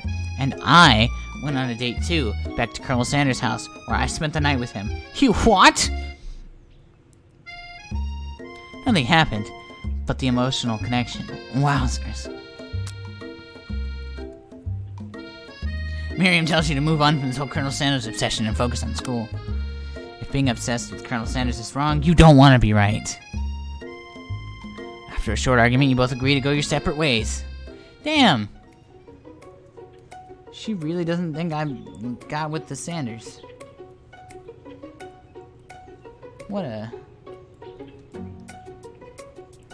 kind of friend doesn't believe, I'm worth the Sanders?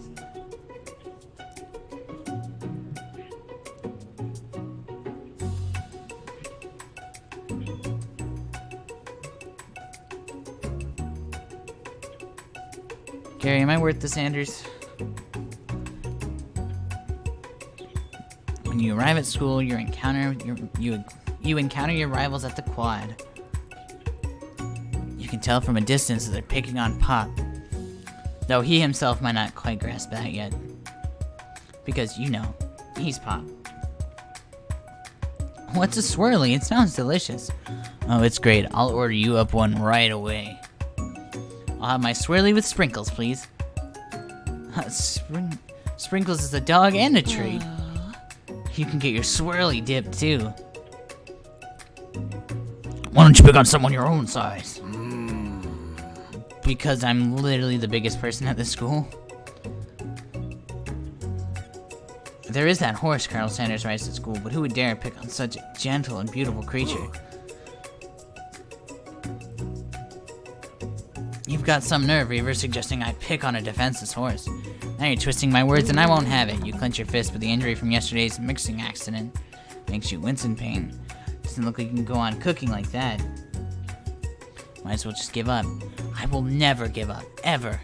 Colonel Sanders arrives. It appears things are close to boiling over. A naturally intuitive person, he senses something's been going on. Is everyone excited for the final day of school? Reaver, how's that hand feeling? I'm sure you'll be back in fighting form by this afternoon. Aren't you concerned about my hands, Colonel? Yesterday I almost broke a nail winning so hard. Technically, I don't believe a winner was decided, but your presentation was quite impressive. What is he doing complimenting her? I'll murder her. What about the flavor of my delicate, warm, gooey chocolate sauce? It was clear that you're passionate about how your food is received. That's a lot of words to say it was bland. Excuse me, Reaver. I I am more capable and enough to speak for myself. Maybe you can give me more of your thoughts as we walk to class, Colonel. Always interesting in discussing the fine art of fine foods. See you inside, Reaver. Annoyed by Colonel Sanders' inability to see Ashley for who you know she really is, you walk across the quad to get some distance. I'm just not friends with anyone today. In an attempt to distract yourself from how slighted you feel in the interaction, you take out the spell book you recovered yesterday and start flipping through the pages. Wow, that's the book? That's that book? It looks like bad news. It's just something I found lying around. It would appear to be some sort of grimoire, but I don't really believe in that magic stuff. A grimoire? Like a book of spells? I don't know. Who would spend so much time decorating a magic book if it wasn't really powerful? I can think of one surefire way to find out.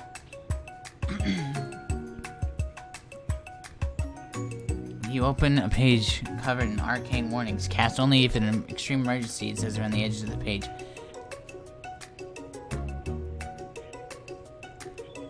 No, don't do that. Sorry, I read it. I could use this spell here.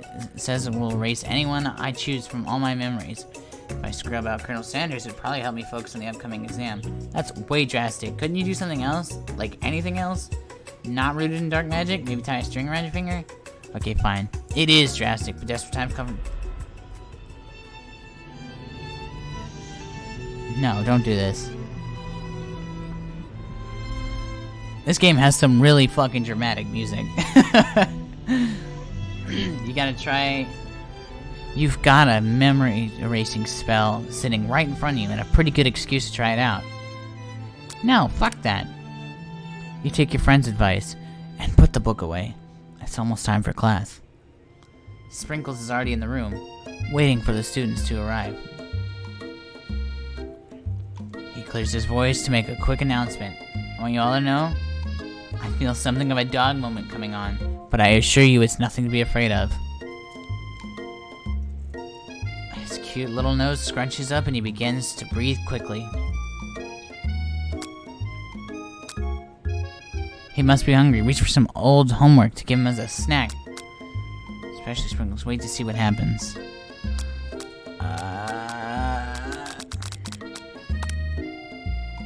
Looks in the window. The room is dead silent. Follow his gaze. You see a tiny orange squirrel perched on the cherry tree outside. Sprinkles turns feral and runs to the window outside. He begins barking uncontrollably at the squirrel outside. Terrence, I told you never to come back here, Terrence. I will destroy you, Terrence. Sprinkles is barking ferociously, drool flying off its face. The squirrel looks over but doesn't say anything back. You wonder, is that even a talking squirrel? Who named him Terrence? You better not show your chubby cheeks around here ever again.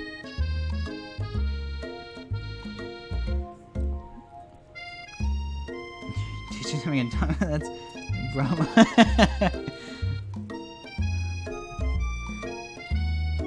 Thank you, Gary. After Sprinkles is satisfied that his presence has been felt by not only Terrence, but any other squirrel in hearing distance, he returns to his professional tone.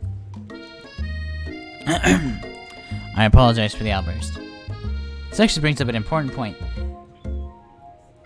Thank you, Reaver, for reminding me to dole out this indispensable bit of wisdom. You see, before he can go any further, Miriam's love drama spills over into the classroom. Sprinkles interrupted by words and sparks come back from the back of the classroom. I told you to save it for after class.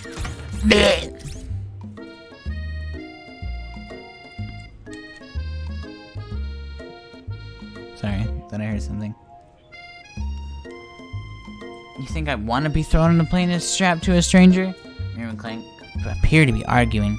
You still haven't learned to speak Clank's language of mechanical noises. But no, you had to show off your cool kid friends, Jeff and Joan. J&J forever. Watch us form a triangle mid-air as we descend. Triangle's the strongest shape, don't you know? Yeah, well, that doesn't make it a great date. Then take Jeff and Joan with you. You can all hold hands as you pedal down a mountain, or off a cliff for all I care. sad beep. Clank begins to shudder, steam pours out of the gaps in his panels, and then a loud ding stops him in his tracks. No amount of seasoning is going to make me want to eat that, Clank. Clank burps out a completely deep-fried sneaker. Considering that he himself has wheels, not feet, it is not entirely clear where that came from. In terms of deep-fried footwear, I guess it looks okay. Clank rolls out of the room to be alone with his shoe. Everyone tries to pretend like they didn't see that entire thing go down. Nothing like a loud public breakup to cast a pall over the final day of school.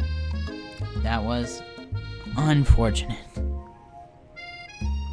But we mustn't be distracted from what lies ahead. Final competition, a showdown challenge exam. I'm still working on the title, but I think you get it. Test time approaches. See you all in the arena. Okay, if you've done this class several times, why the hell don't you have a name? Before you can think about your upcoming competition, there's a very beautiful soul nearby in need of a pep talk. Hey, Miriam, are you okay? Okay, I'm so mad I could smash a tiny mug spilling several droplets of hot cocoa all over the floor. How could you embarrass me in class like that, in front of everyone? Our tiny cocoa is a delicious treasure, so you know this breakup is no joke. And even if the source of her frustration is just a silly boy. I know that you know this, but I'm going to say it out loud. You don't need anyone. Me and you, we're gonna cruise to this final test and hit the carpool lane to Success City. Miriam brightens up, imagining the wind rushing through her short bangs, but she hesitates to embrace feeling all the way. You're not gonna saddle up on Colonel Sanders' stallion and ride off into the sunset without me. Of course not. Well, maybe sorta. But I'm sure there's a pony out there with your name on it, and a ranch big enough for the both of us, and whoever else we want to bring along. If it's not Pop or Clank or anyone else you meet today, tomorrow, or this whole year, so what? You're a special person who shouldn't settle for the first someone to show a little interest anyhow. Miriam gives you a big hug and wipes the tears from her cheeks. I should really review my menu for today. I'm going to make a very special soup. And I bet that dog professor is going to love it up. While you were pep talking Miriam, you completely missed lunch, but that's okay. Because you had a better idea of how to spend your time before your exam. You decided to head up early to the arena to practice a dish. This is it, the location of your final challenge, a test of will, a test of courage, a test of talent, and a chance to beat the pants off Van Van, the supposed man, and his eviler counterpart, Ashley.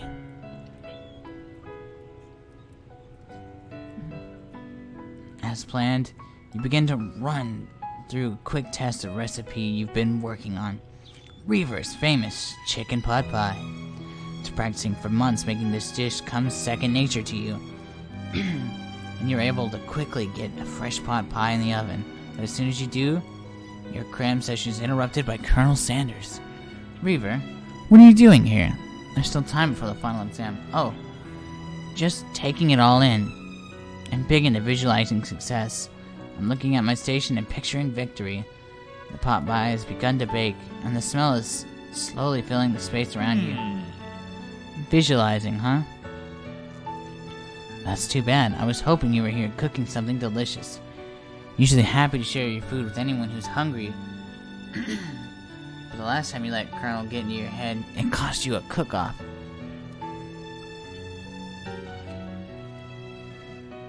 When you decide that it's time to put your cooking above your romantic desires, but that decision gets hard to stick to when...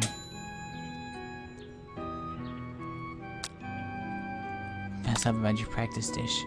Okay. You got me. I'm doing a little bit more than visualizing, I know. My nose can smell a pot pie from 400 yards. That's an oddly specific distance, but you'd expect nothing less from such an oddly specific man. You knew it was a pot pie just from the smell? Not just a pot pie, but a chicken pot pie. with an all-butter crust. And my nose is telling me something else. Oh no, is it burning? Haha, no. I can tell it was made with a heaping helping of TLC. But it'll start burning any second if you don't pull it out. The moment of truth. Wow. This is the best pot pie I've ever tasted. I've always loved country cooking, and I could eat this all day. There's no time left. The final showdown is about to begin. Sprinkles lays down the ground rules. There are no rules. That is, except to cook with everything you've got. You step in, you step up for the cook-off of a lifetime. You decide that mac and cheese plus pot pie you've been practicing are just the dishes that you'll need to push over the edge of victory. Meanwhile, both Van and Ashley are prepping wildly elaborate dishes per their usual over-the-top selves. I'm not gonna lie, guys, this talking out loud and doing all this is really hurting my voice. Miriam has a giant magnifying glass and several sets of tweezers. She's definitely prepared to go big going small. Colonel Sanders seems to be harnessing his 11 herbs and spices, but he's trying to find a way to improve something perfect. His original recipe, I'm pretty sure that means copyright, fried chicken. That's not copyright. What is that? Trademarked? I think it's, I don't know. This is a copyrighted trademark, or neither. Maybe I'm just dumb. But the intensity in the room starts at a full 10 out of 10 with a frenzy of action. Everyone's calling out really cool special cooking moves as they prepare their food. Wow, this is getting serious. Colonel Sanders batters his chicken and it levitates through the air. Egg wash! Miriam furiously injects ingredients in itty-bitty pots of broth. Best friend, Bastard Blaster. Van flexes his pectorals as he chops through a sea urchin. Let's rock and roid. Ashley scoops her pastries off the tray with lightning speed. Shallow personality spatula. Even Clank gets in on it. 5 dial pressure point chicken cooking technique. Wait, when did Clank learn to speak English? It's a singularity, as was foretold. We mustn't let it happen or the appliance uprising will take us all. Self-destruct. Van quickly unplugs Clank and rolls into the back door, out the back door of the arena. As you frantically prepare your dish, you notice Ashley has her spell book out. She's going to use some dark magic to turn the tide. You've got a book of your own. You're desperate not to see her win another battle. Should you use this opportunity to fight magic with magic, even if it's almost certainly evil magic? Do it the hard way. Who needs magic when you've got passion? I'm going to do it the hard way. Colonel Sanders sees that you've chosen to win on your own terms. He gives you a subtle wink from across the room. I believe in you, Reaver. Miriam knows this too. And I've always believed in you, Reaver, since we were kids, because I'm your best friend forever. This is it, guys. This is the finale episode where I punch Ashley in the face and kill her with all my power, you know what I mean? You turn to notice that Miriam is at your station cheering for you. Miriam, what about your dish? If you're cheering, who's cooking? Tiny food, short cook time. I'm actually already done, so I thought I'd help you. Well, that's sweet, but Miriam tosses a handful of spices directly into your boiling noodles. It's a secret ingredient. However, she doesn't know you lied. The ingredient was made up, and where in the world did she get I am Newt from? Boiling pot explodes, sending Miriam flying backwards. The watery noodles begin to swirl in the air, bubbling. Dark cloud thickens and congeals before your very eyes. It is I, Steve, the Spork Monster. Steve? Wait, what happened to Borko? You're not here to battle me, are you? We Spork Monsters are many. I think Borko had the day off. But you have conjured Steve, and I hate to battle. So I'd say you're doing pretty alright. Oh hey, you're in the middle of a cooking competition. I love this stuff. It's better than TV. You crazy kids and your culinary skills really impress me. Mind if I hang out? Sorry, Steve, but I'm kind of in the middle of something. Do you mind?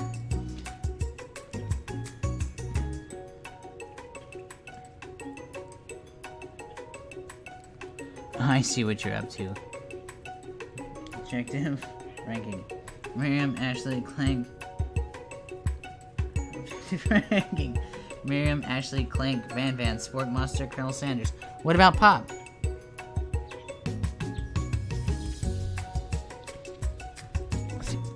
Crisscross some magical items that accidentally summoned me, huh? Yeah, you guessed it, sorta. If you're here, mind tossing me some fresh noodles in the pot of salted water? You know, I've always wanted to be a top chef, actually. You know, when I was just a little sport pup back in the country, you could feel a sport monster winding up to tell a very long and involved story. You don't know exactly where they came from, but it seems like it was probably lonely there. Actually, you know what? Maybe you should watch from the stands. I really need to focus on this competition. I understand. It's kind of like that time in monster school when I fell asleep during scare tactics class and I woke up, saw a serious stare at Steve as he takes the hint. Never mind, I'll tell you later. Good luck. Give up and drop out of culinary school. Not worth mentioning.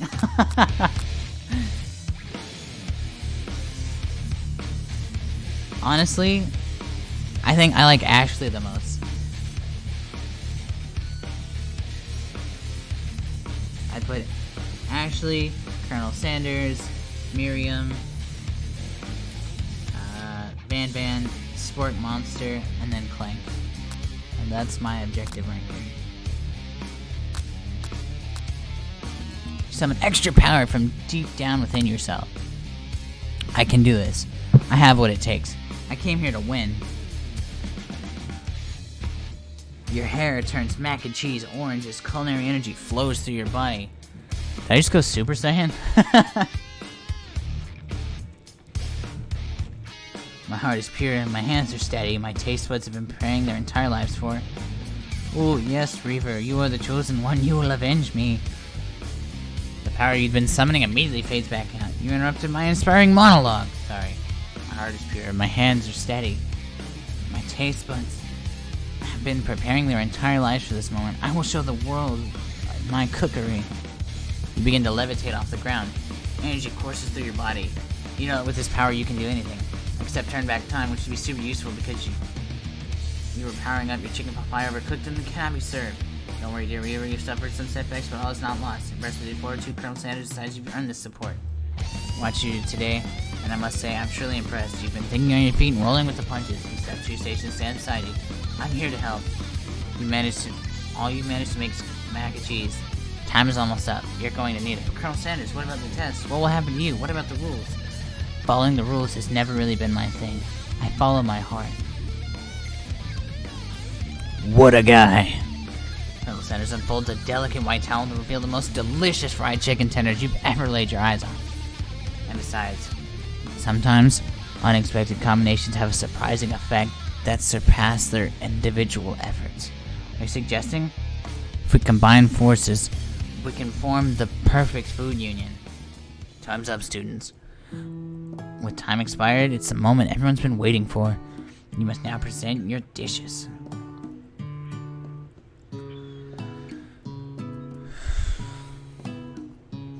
A handful of students stand tall, but the class seems incomplete. Seems we're missing some students. Pop? Clank? From off-screen you hear a pure innocent giggle that can only come from one student. I'm flying! Sounds like come from that broom closet over there. Miriam, would you mind?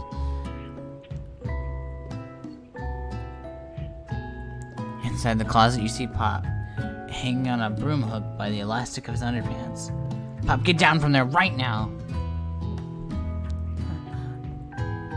Let me guess, did Van have something to do with this? When someone asks for a wedgie, who am I to refuse? I thought a wedgie was a salad. It looks like Pop is eliminated from the challenge because he didn't cook anything. I can't feel my legs. May I be excused? Sure. You kids and your pranks. I must say, it's not the worst prank in UCSAL history, but it's not exactly yearbook material. Wait a second. Pranks? Clink! Where did that pressure cooker roll off to? You wait to hear a signature whir and beep or other onomatopoeia, but there is none. Somehow he must have gotten unplugged, I guess. We'll have to figure that out later. I mean, this game has some contradictions. Everyone knows how he got, unplugged. He was gonna kill us.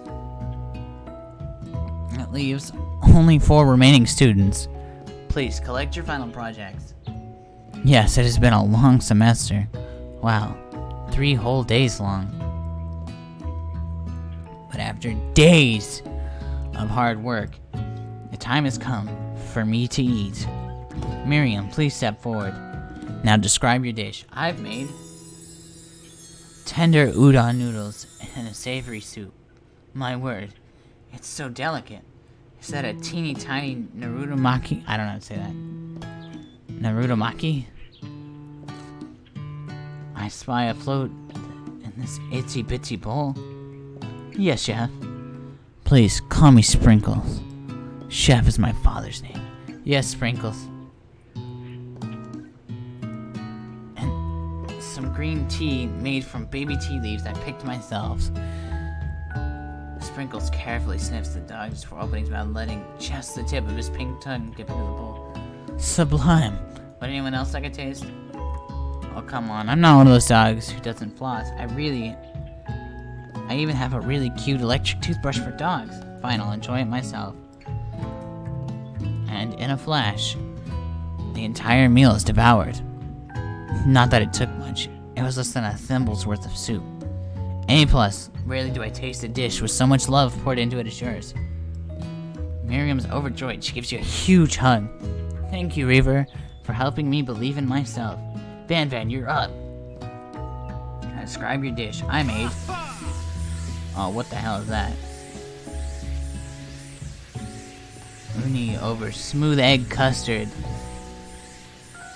And an axe hone urchin shell topped with caviar. Did you skewer one type of urchin with spines from a second, different colored type of urchin? Yes, Sprinkles. A bit much, don't you think? That's exactly why I did it. A bit much is kind of my brand. Doesn't it look cool? Sprinkles leans in to sniff the uni, but he can't get his nose close on account of all the spikes. He begins to paw at it erratically, causing the custard to slosh around. Woof, woof. Please be gentle with my cuisine. Yeah. Finally, Sprinkles goes all in. Tongue first. Can't get past all the needles. He reels back, his tongue is poked and prodded. Ouch, my tongue. Uh-oh. Professor appears to be having an allergic reaction to this thing. I can't eat this. It keeps poking my tongue. Disqualified. A stunning turn of events. Who would have thought that serving food in a bowl made of noodles could make it so difficult to eat? Dejected, Van does not go gentle into the night. Disqualified for glamour. Don't discount simplicity. This isn't the last you've heard of me.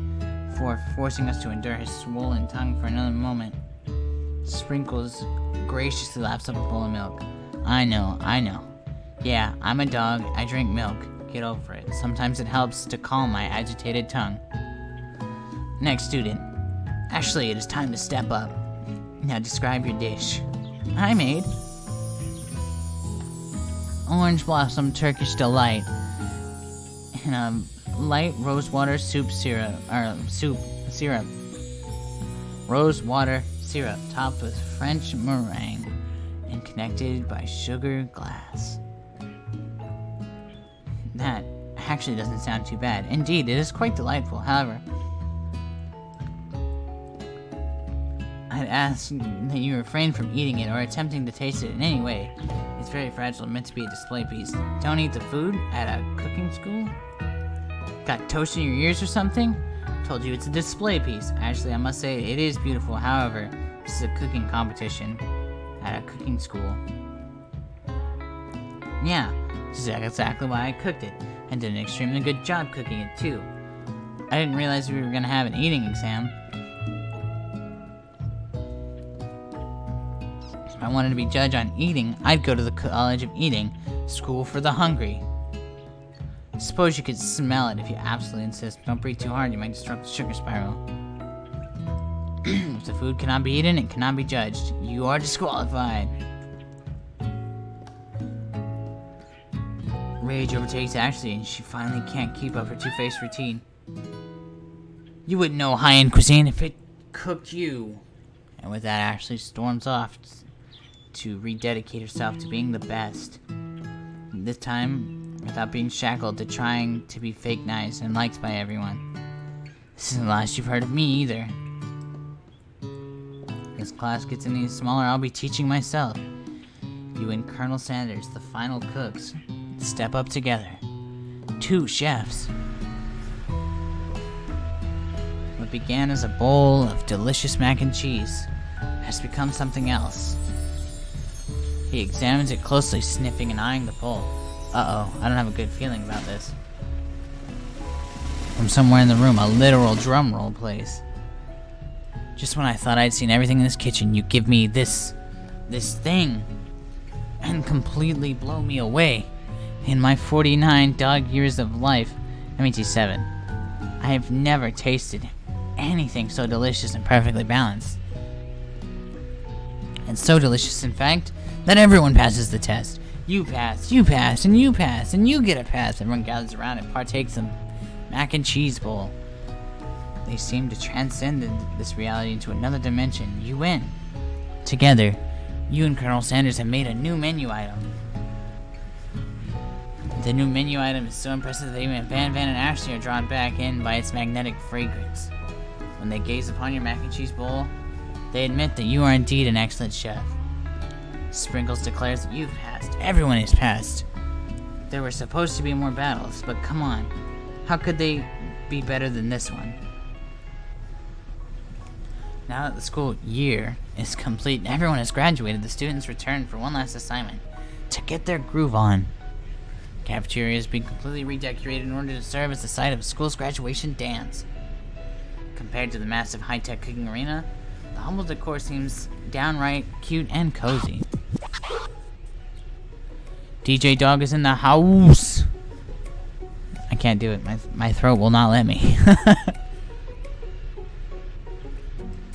You knew that Sprinkles was a master chef, but also a world-renowned turntablist.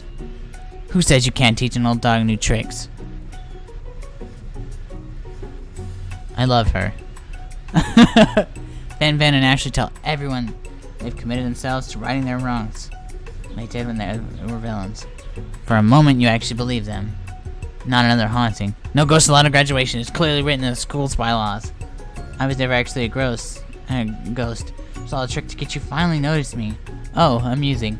Now that everyone is together, the Spork Monster. It's the Spork Monster. He's totally mellowed out. Hello, everyone. The Spork Monster is no more. Now, I prefer everyone refer to me by my new name, the Party Monster. Student tries to finish what he has to say, but everyone's too wrapped up in talking to the Party Monster. Dejected student walks off. Oh, look at her.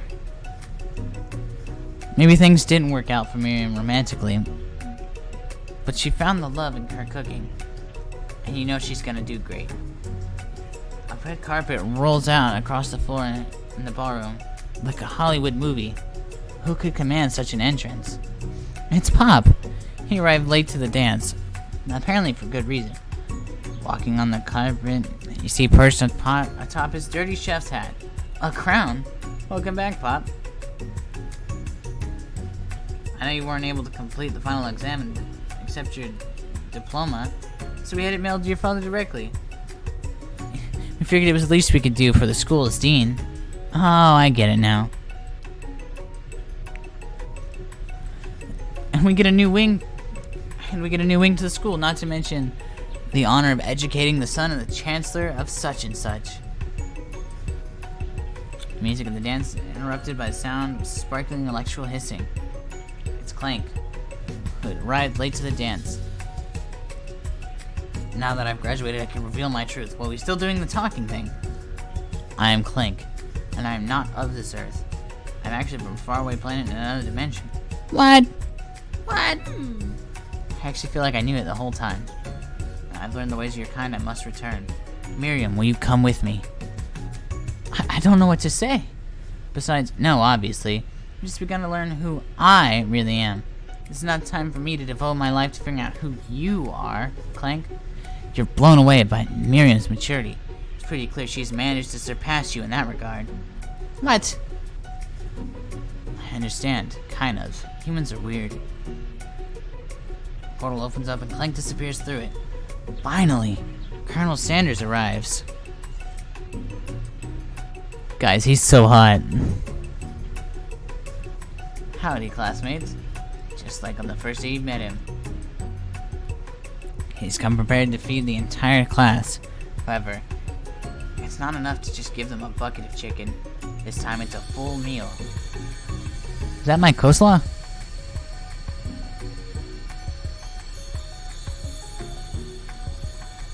Didn't get to be the most famous chicken man in history of chicken and man by not reminding people to go out and buy my chicken.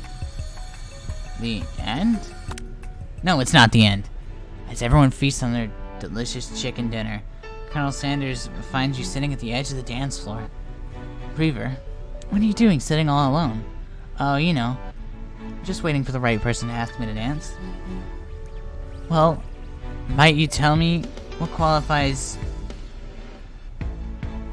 are the qualities that you would expect to find in such a lucky person?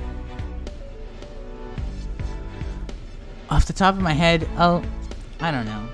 A spicy musk, a tidy goatee, and a degree from the University of Cooking School Academy of Learning. Just to name a few. It is truly my lucky day. Would you dance with me? Yes, I would love to.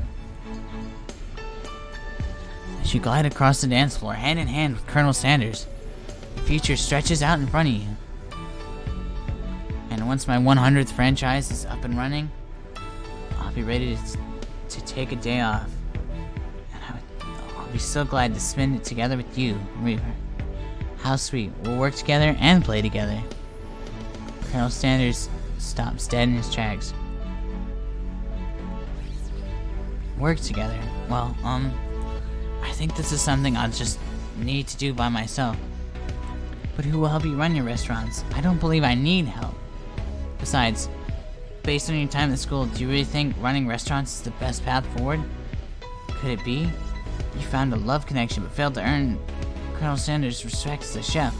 Could you live with only half of him? Would you be willing to endure sharing him with his love for the life as an entrepreneur? I suppose I could enroll at a pastry school. Oh, my dear Reaver, I'm sure that you'll find your place eventually. And along the way, you'll have me by your side. The end. What the fuck was that? He just told me I wasn't good enough. What the fuck?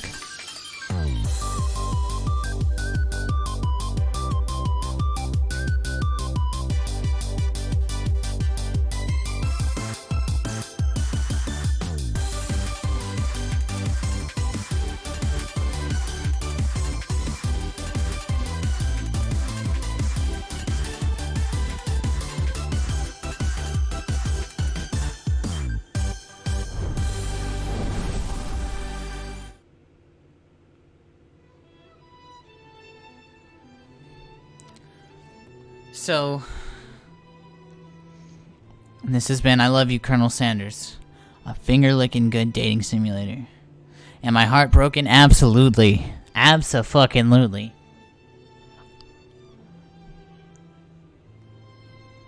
Do I want KFC? Yes, really bad, but I can't do that right now. It's 2 in the morning. Almost 3.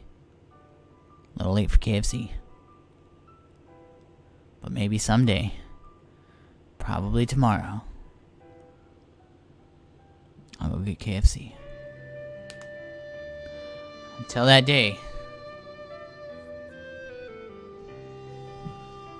I just want to wish everyone a very good night. It's been great hanging out with you. Had a lot of people in and out tonight. I appreciate you coming and watching me. I want to thank everyone. Thank you, thank you, thank you. And Colonel Sanders. And I guess this is goodbye. Goodbye.